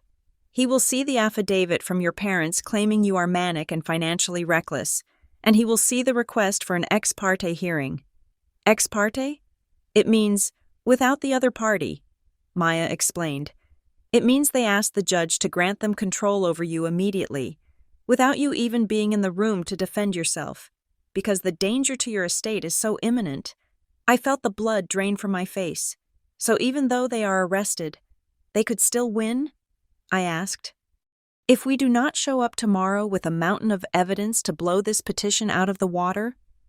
Yes, Maya said. The court system is an automated machine. If you feed it the right paperwork, it spits out a judgment. Your father fed it a lie. We have less than 18 hours to prove it is a lie before a judge signs a piece of paper that gives your parents legal authority to rescind your fraud report. Rescind the report? Maya looked me dead in the eye. If they get guardianship, Chloe, they become you. Legally, they can fire me. They can tell the police that the fraud report was a misunderstanding caused by your mental illness. They can drop the charges against themselves on your behalf. The room spun. It was a loop, a perfect, terrifying loop. They stole from me to pay for the lawyer to get guardianship of me, so they could use the guardianship to forgive themselves for the theft. I need you to focus, Maya commanded. She snapped her fingers, a sharp sound that brought me back to the room. We are going to war, she said, and we are going to do it with paper. She picked up her phone. I need the full evidence package from the bank, she said. Not just the summary. I need the raw data. She dialed a number. It was Tessa. Tessa, this is Maya Kinsley. I am representing Chloe. I need the evidentiary zip file you prepared for the police. Yes, the CCTV footage, the metadata analysis from Harper Voss, the structuring logs, and the transcript of the text messages. She paused, listening. And Tessa? I need the audit trail of the account changes, every single keystroke they made or tried to make in the last 48 hours. Maya listened for another moment, and then her eyebrows shot up. Wait, she said. Say that again? She grabbed a pen and wrote something down on a yellow legal pad. Trusted contact. Marcus Vane. She circled the name 3 times. Okay, she said. Send me the profile logs. We have them. She hung up and looked at me. Who is Marcus Vane? She asked. The name sounded familiar, but distant, like someone I had met at a barbecue 10 years ago. I think he's a consultant for my dad. I said, he handles logistics, commercial real estate stuff. Why? Because, Maya said, tapping the pad. Yesterday, when your parents were setting up the Allen Stabilization Expenses account, they tried to add a trusted contact to your main profile. Usually that is a family member. I said, exactly, Maya said, but they did not put your sister. They did not put an aunt or uncle. They put Marcus Vane, and they checked the box that authorizes the bank to send duplicate statements and legal notices to him. I stared at the name, Marcus Vane. He was a ghost in my father's business, a fixer. They were setting up a mail drop. I realized, it is smarter than that. Maya said, if the court grants guardianship, the court sends official notices to the ward, that is you, to inform you of your rights, by adding Marcus Vane as the contact for legal notices. They were ensuring that those letters would never reach you. They would go to Vane, who would hand them to your father, who would shred them. They were building a silence. I said. Maya nodded. This proves it was not an emotional decision. She said, this proves long-term premeditation. You do not bring in a third-party logistics consultant for a family medical emergency. You bring him in for a corporate hostile takeover. She ripped the page off the legal pad and stuck it to the wall. This is Exhibit B, she said. Exhibit A is the fake doctor's note. Now, tell me about the email. What email? I asked. Tessa said there was a security flag on your secondary email address this morning. Maya said. I pulled out my phone. I checked my notifications. I had missed it in the chaos of the arrest. There, at 10:45 a.m., right before they walked into the bank, there was a notification from Google. Blocked sign-in attempt. I opened the details. Someone had tried to log into my old Gmail account, the one I used for junk mail and, crucially, as the recovery email for my bank account. They tried to get the verification codes. I said, if they could not get the bank to change the password at the branch, they were going to try to reset it online using the forgot password link. But look at why it was blocked, Maya said, pointing to the screen. Sign-in blocked by additional security verification, the passphrase. I whispered. Graham had put the Invictus lock on the profile, but that was at the bank level. This was my email, no? Maya said, look closer. It says failed security question. I looked. Question. What is the name of your first stuffed animal? Answer. Attempt. Fluffy. I laughed. A dry, humorless laugh. My first stuffed animal was a bear named Sir Paddington. I said, my dad never knew that. He never paid enough attention to know the names of my toys. He guessed Fluffy.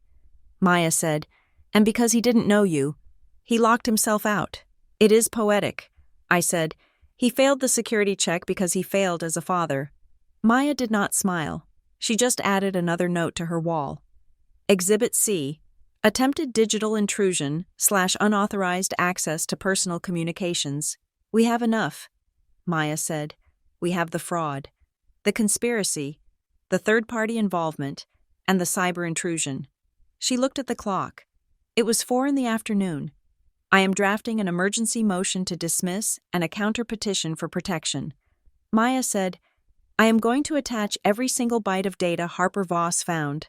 I'm going to make sure that when Judge Holloway opens his docket tomorrow morning, the first thing he sees is a high-resolution photo of your sister's scar and the police report number for your parents' arrest. She looked at me. You need to go home, Chloe. You need to sleep. You need to look sane, rested, and boring tomorrow morning. Do not drink. Do not post on social media. Do not answer unknown numbers. I stood up. My legs felt heavy. What about Brooke? I asked. What about her? She was arrested too. I said, but she is 22. She has no record. She will likely be released on her own recognizance. Maya said, or a family lawyer, not me. Obviously, we'll post bail. The parents will probably stay overnight until arraignment because of the flight risk and the felony weight. But the sister? She will be out by dinner. I nodded. Be careful with her. Maya warned, she is the weak link, but she is also a witness.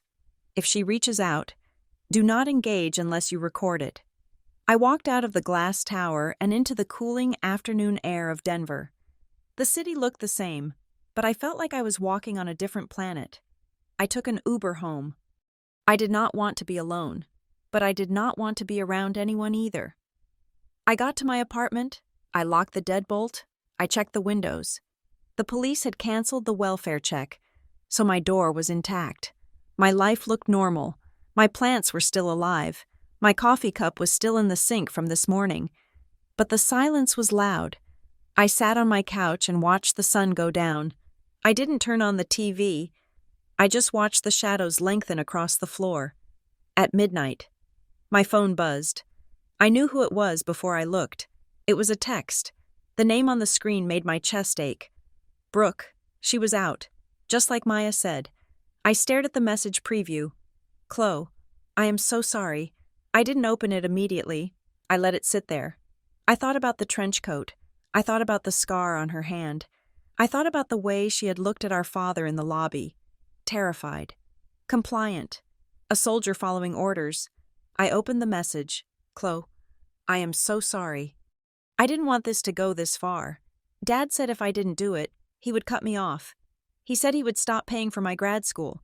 He said you were actually sick and we were helping. I was scared. I read the words 3 times. I was scared. It was the first time in 10 years she hadn't sounded sarcastic. It was the first time she hadn't ended a text with an emoji or a snarky comment about my life. She was the weak link. Maya was right. My thumbs hovered over the keyboard. Part of me wanted to scream at her. Part of me wanted to comfort her. She was a victim of Randall and Denise too. Just in a different way. They had weaponized her financial dependence. But I couldn't afford to be her sister right now. I had to be the plaintiff. I typed back slowly.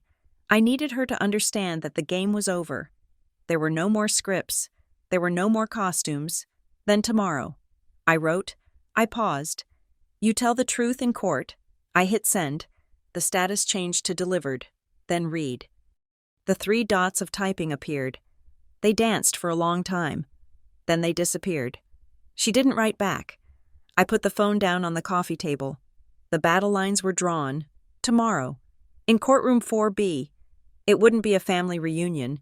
It would be an autopsy of the Allen family. And I was the one holding the scalpel. I went to my bedroom and laid out my clothes for court. A navy blue suit. A white blouse. Sensible shoes. I looked in the mirror. I looked tired. But I didn't look crazy. Invictus. I whispered to the reflection. Unconquered. I turned off the light and waited for the sun to rise on the day that would decide whether I was a person or a property. The air in courtroom 4B smelled of lemon polish and stale anxiety. It was 9 o'clock in the morning on Wednesday, less than 24 hours after my parents had tried to rob me, and less than 12 hours since they had been released on bail. They were sitting at the petitioner's table. If you did not know they had spent the afternoon in a holding cell, you would never have guessed. Randall was wearing a fresh charcoal suit, his silver hair perfectly coiffed. Denise was in a soft beige cardigan that made her look fragile and maternal. They were holding hands. They looked like a portrait of concerned parenthood, the kind of people who bake cookies for the PTA and worry about their daughter's hydration. I sat at the respondents' table with Maya Kinsley. I kept my back straight. I did not look at them. I stared at the wood grain of the table and listened to the rustle of papers as the bailiff called the session to order. "All rise," the bailiff announced, the Honorable Judge Halloway presiding. Judge Halloway was a man with a face like a topographic map, lined with years of listening to families destroy each other. He sat down, adjusted his glasses, and picked up the docket file. "We are here on the matter of the emergency guardianship of Chloe Allen," he said. His voice was gravelly and bored. "Petitioner alleges that the respondent is suffering from an acute manic episode and requires immediate financial and medical intervention." He looked over his glasses at my parents' lawyer, a man named Mr. Sterling who wore a tie that cost more than my car. "Make your case." "Counselor," the judge said. Sterling stood up. He had a voice like warm syrup. "Your Honor," he began, "this is a tragedy. My clients, Randall and Denise Allen, are heartbroken. Their daughter, Chloe, has a history of erratic behavior. Yesterday, she experienced a severe break from reality. She became paranoid. She forgot that she had signed legal documents when her parents tried to help her manage her trust fund to pay for her treatment. She caused a public scene at the bank and even involved the police in her delusions." He gestured to me. "We are asking for a temporary emergency order. We need to stabilize her assets before she drains them. We need to get her into a facility where she can get the help she so clearly needs. We have a letter from her treating physician, Dr. Aris Thorne, attesting to her incapacity. It was a good story. If I were the judge, I might have believed it. It had all the right elements. Loving parents, sick child, urgent need." Judge Halloway looked at Maya. "Ms. Kinsley, does your client wish to respond?" Maya did not stand up immediately. She arranged her folder. She took a sip of water. Then, she rose. She did not sound like syrup. She sounded like a sledgehammer hitting concrete. "Your Honor," Maya said, "we do not just wish to respond. We wish to move for immediate dismissal with prejudice, and we are filing a cross-petition for a permanent restraining order." The judge raised an eyebrow. "Those are strong motions. Ms. Kinsley, do you have grounds?" "We do," Maya said. "The narrative you just heard is a fabrication. The document Mr. Sterling refers to is a forgery. The medical letter is a fraud. And the petitioners are currently the subject of an active criminal investigation by the Denver Police Department and the Treasury of the United States." Sterling jumped up. "Objection! This is slander. My clients are upstanding citizens." Maya ignored him. She picked up a thick binder. "Your Honor, I present Exhibit A." She walked to the bench and handed the binder to the clerk. "This is a certified evidence package from Wellspring Trust and Bank. Prepared by their Fraud and Compliance Department, it contains the surveillance footage from yesterday at 2:14 in the afternoon." Maya turned to look at Randall. He flinched. "The footage shows the petitioners entering the bank with a third party." Maya said, "This third party was dressed in a disguise to impersonate my client. She signed the power of attorney. My client was at her workplace, Northbridge Analytics, at the time. We have badge logs and email timestamps to prove it." She turned the page in her own binder. "Exhibit B," she continued, "a forensic analysis of the digital file used to create the power of attorney. The metadata proves it was created on a computer registered to Randall Allen, in his home, using a downloaded template that was manually edited to remove safety clauses." Sterling was still standing, but he looked less confident now. "Your Honor, these are technicalities," he stammered. "Technicalities?" Maya repeated, her voice sharpening. "Let us talk about the medical evidence. Exhibit C?" She pointed to the screen that the clerk had just activated. It showed the letter from Dr. Thorne. "This letter," Maya said, "features a digital signature that is actually a low-resolution screenshot of an old invoice. We have an affidavit from the real doctor." Aris Thorne stating he has never met Chloe Allen and did not write this letter. He is currently filing charges for identity theft against the petitioners. Judge Holloway was reading the binder now. His bored expression was gone. He looked furious, and finally, Maya said, dropping the last bomb, the notary, Sarah J. Miller. The stamp used to validate this theft was reported stolen to the Aurora Police Department 4 months ago. The commission number is invalid. Maya closed her binder. Your Honor, this is not a guardianship case. This is a bank robbery disguised as a family intervention. The petitioners did not come here to save their daughter. They came here to use this court as a weapon to finalize a crime they failed to complete yesterday. The courtroom was silent. The air conditioning hummed. Judge Holloway looked at Randall and Denise. He looked at them with a mixture of disbelief and disgust. Mr. Sterling, the judge said, his voice dangerously low.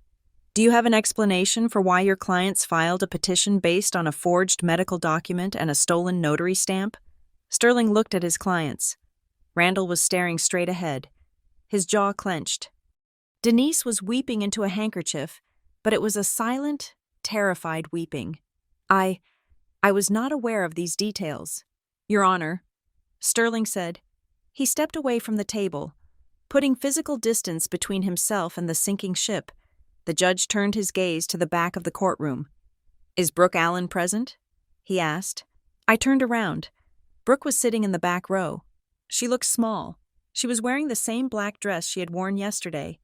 She looked like a ghost. Stand up, Ms. Allen, the judge ordered. Brooke stood up. Her legs were shaking so bad I could see her knees trembling from across the room. Come to the stand, the judge said. Brooke walked up the aisle. She passed Randall. He hissed something at her. A single, sharp sound. But the bailiff stepped in between them. Silence, the bailiff barked. Brooke took the stand. She did not look at me. She stared at her hands, the hands with the scar. Ms. Allen, the judge said, you are under oath. Did you sign the document labeled Power of Attorney yesterday at the Wellspring Trust Bank? Brooke swallowed. The silence stretched out. 1 second, 2 seconds, 3 seconds. Randall was staring at her, his eyes burning with a silent threat. Don't you dare! Brooke looked at him. Then she looked at me. I nodded. Just a tiny motion. Tell the truth. Yes, Brooke whispered. Speak up, the judge said. Yes, she said, her voice cracking. I signed it. Did you sign your own name? No, Brooke said. Tears started to run down her face. I signed Chloe's name. Why? The judge asked. Brooke took a deep breath. It sounded like a sob. Because they told me to, she said. She pointed a shaking finger at our parents. They told me Chloe was sick. They told me we had to do it to save the family money. But what? The judge pressed. But Dad said if I didn't do it, he would stop paying for my grad school. Brooke cried. He said he would cut me off completely. He said I would be on the street. And he promised. She stopped. He promised what? The judge asked. He promised that once they got control of the trust fund, they would give me 10%. Brooke admitted. She buried her face in her hands. I am sorry. I am so sorry. The courtroom erupted. Denise let out a wail. Randall slammed his fist on the table. She is lying, Randall shouted. She is ungrateful. We gave her everything. Sit down, Judge Holloway roared. He banged his gavel so hard I thought the handle would snap. Sit down and shut up, Mr. Allen, or I will hold you in contempt this instant. Randall sat down. He looked defeated. The mask was gone. He was just a man who had sold his children for cash and got caught. Judge Holloway looked at the papers in front of him. He picked up his pen. He wrote with angry, slashing strokes. The petition for emergency guardianship is denied, he declared. It is denied with prejudice, meaning you can never file it again. He looked at me. Ms. Allen, the court grants your cross petition. I am issuing a permanent restraining order against Randall and Denise Allen. They are to have no contact with you. They are to come nowhere near your home, your workplace, or your financial institutions. He turned back to my parents. Furthermore, he said, his voice ice cold, I am referring the transcript of this hearing, specifically the admission of coercion and the evidence of forgery, to the district attorney's office to be added to the pending criminal file. You came into my courtroom and tried to use the law to commit a crime. He looked at the bailiff. Take them into custody, the judge said. Their bail is revoked. They are a flight risk and a danger to the witnesses. Randall's eyes went wide. No, he shouted as the bailiff moved in. You can't do this. I have rights. You have the right to remain silent, the bailiff said. Pulling Randall's arms behind his back, I watched as they were cuffed again. This time, it wasn't in a bank lobby. It was in a court of law. It was final. Denise was screaming something about her blood pressure. Randall was threatening to sue the judge. Brooke was still on the stand. Crying, Maya leaned over to me. It is over, Chloe, she said. I looked at the empty table where my parents had been sitting. Thank you, I said. We walked out of the courtroom 10 minutes later. The hallway was crowded. Officer Brooks was waiting there with a fresh set of papers. Ms. Allen, he said, nodding to me. He turned to my parents, who were being led away by the court deputies. Mr. Allen, Mrs. Allen, he said, I am serving you with additional warrants, identity theft, forgery, conspiracy, and now, thanks to your daughter's testimony, extortion. He handed the papers to their lawyer, who looked like he wanted to be anywhere else on earth. I walked past them. I did not stop. I did not look back. I walked out into the sunlight. I pulled out my phone. I opened the banking app. For the last 24 hours, I had been afraid to look at it. I had been afraid of the red screen. I had been afraid of the words, access denied. But Graham Leary and the tech team at Wellspring had been busy. I tapped the icon. The Face ID scanned my face. My real face, not a mask, not a sister in a trench coat. The screen loaded. It was blue. Calm. Beautiful. Boring blue. Good afternoon. Chloe. Current balance, $480,000. And underneath the balance, there was a new line of text. It was in green, shielding the numbers like a digital fortress. Protection active. Guardian protocol engaged. Biometric lock. Independent review required for all external transfers. I stared at it. Protection active. For my whole life, I had looked for protection from my parents. I thought they were the shield. I thought family was the safety net. But I was wrong. They were the danger. The safety was in the boundaries I built myself. The safety was in the truth. I took a deep breath. The air tasted sweet. It tasted like freedom. I put the phone in my pocket. I had a lot of work to do. I had to change my locks. I had to find a therapist for my sister. I had to figure out who I was when I wasn't fighting for my survival. But for now, I was Chloe Allen. And for the first time in 26 years, I was the only one holding the keys. Thank you so much for listening to my story. I would love to know where you are tuning in from. So please drop a comment below and share your thoughts on what you would have done in my situation. Don't forget to subscribe to the Lucy Revenge Stories channel, like this video, and hit the hype button to help this story reach more people who might need to hear it.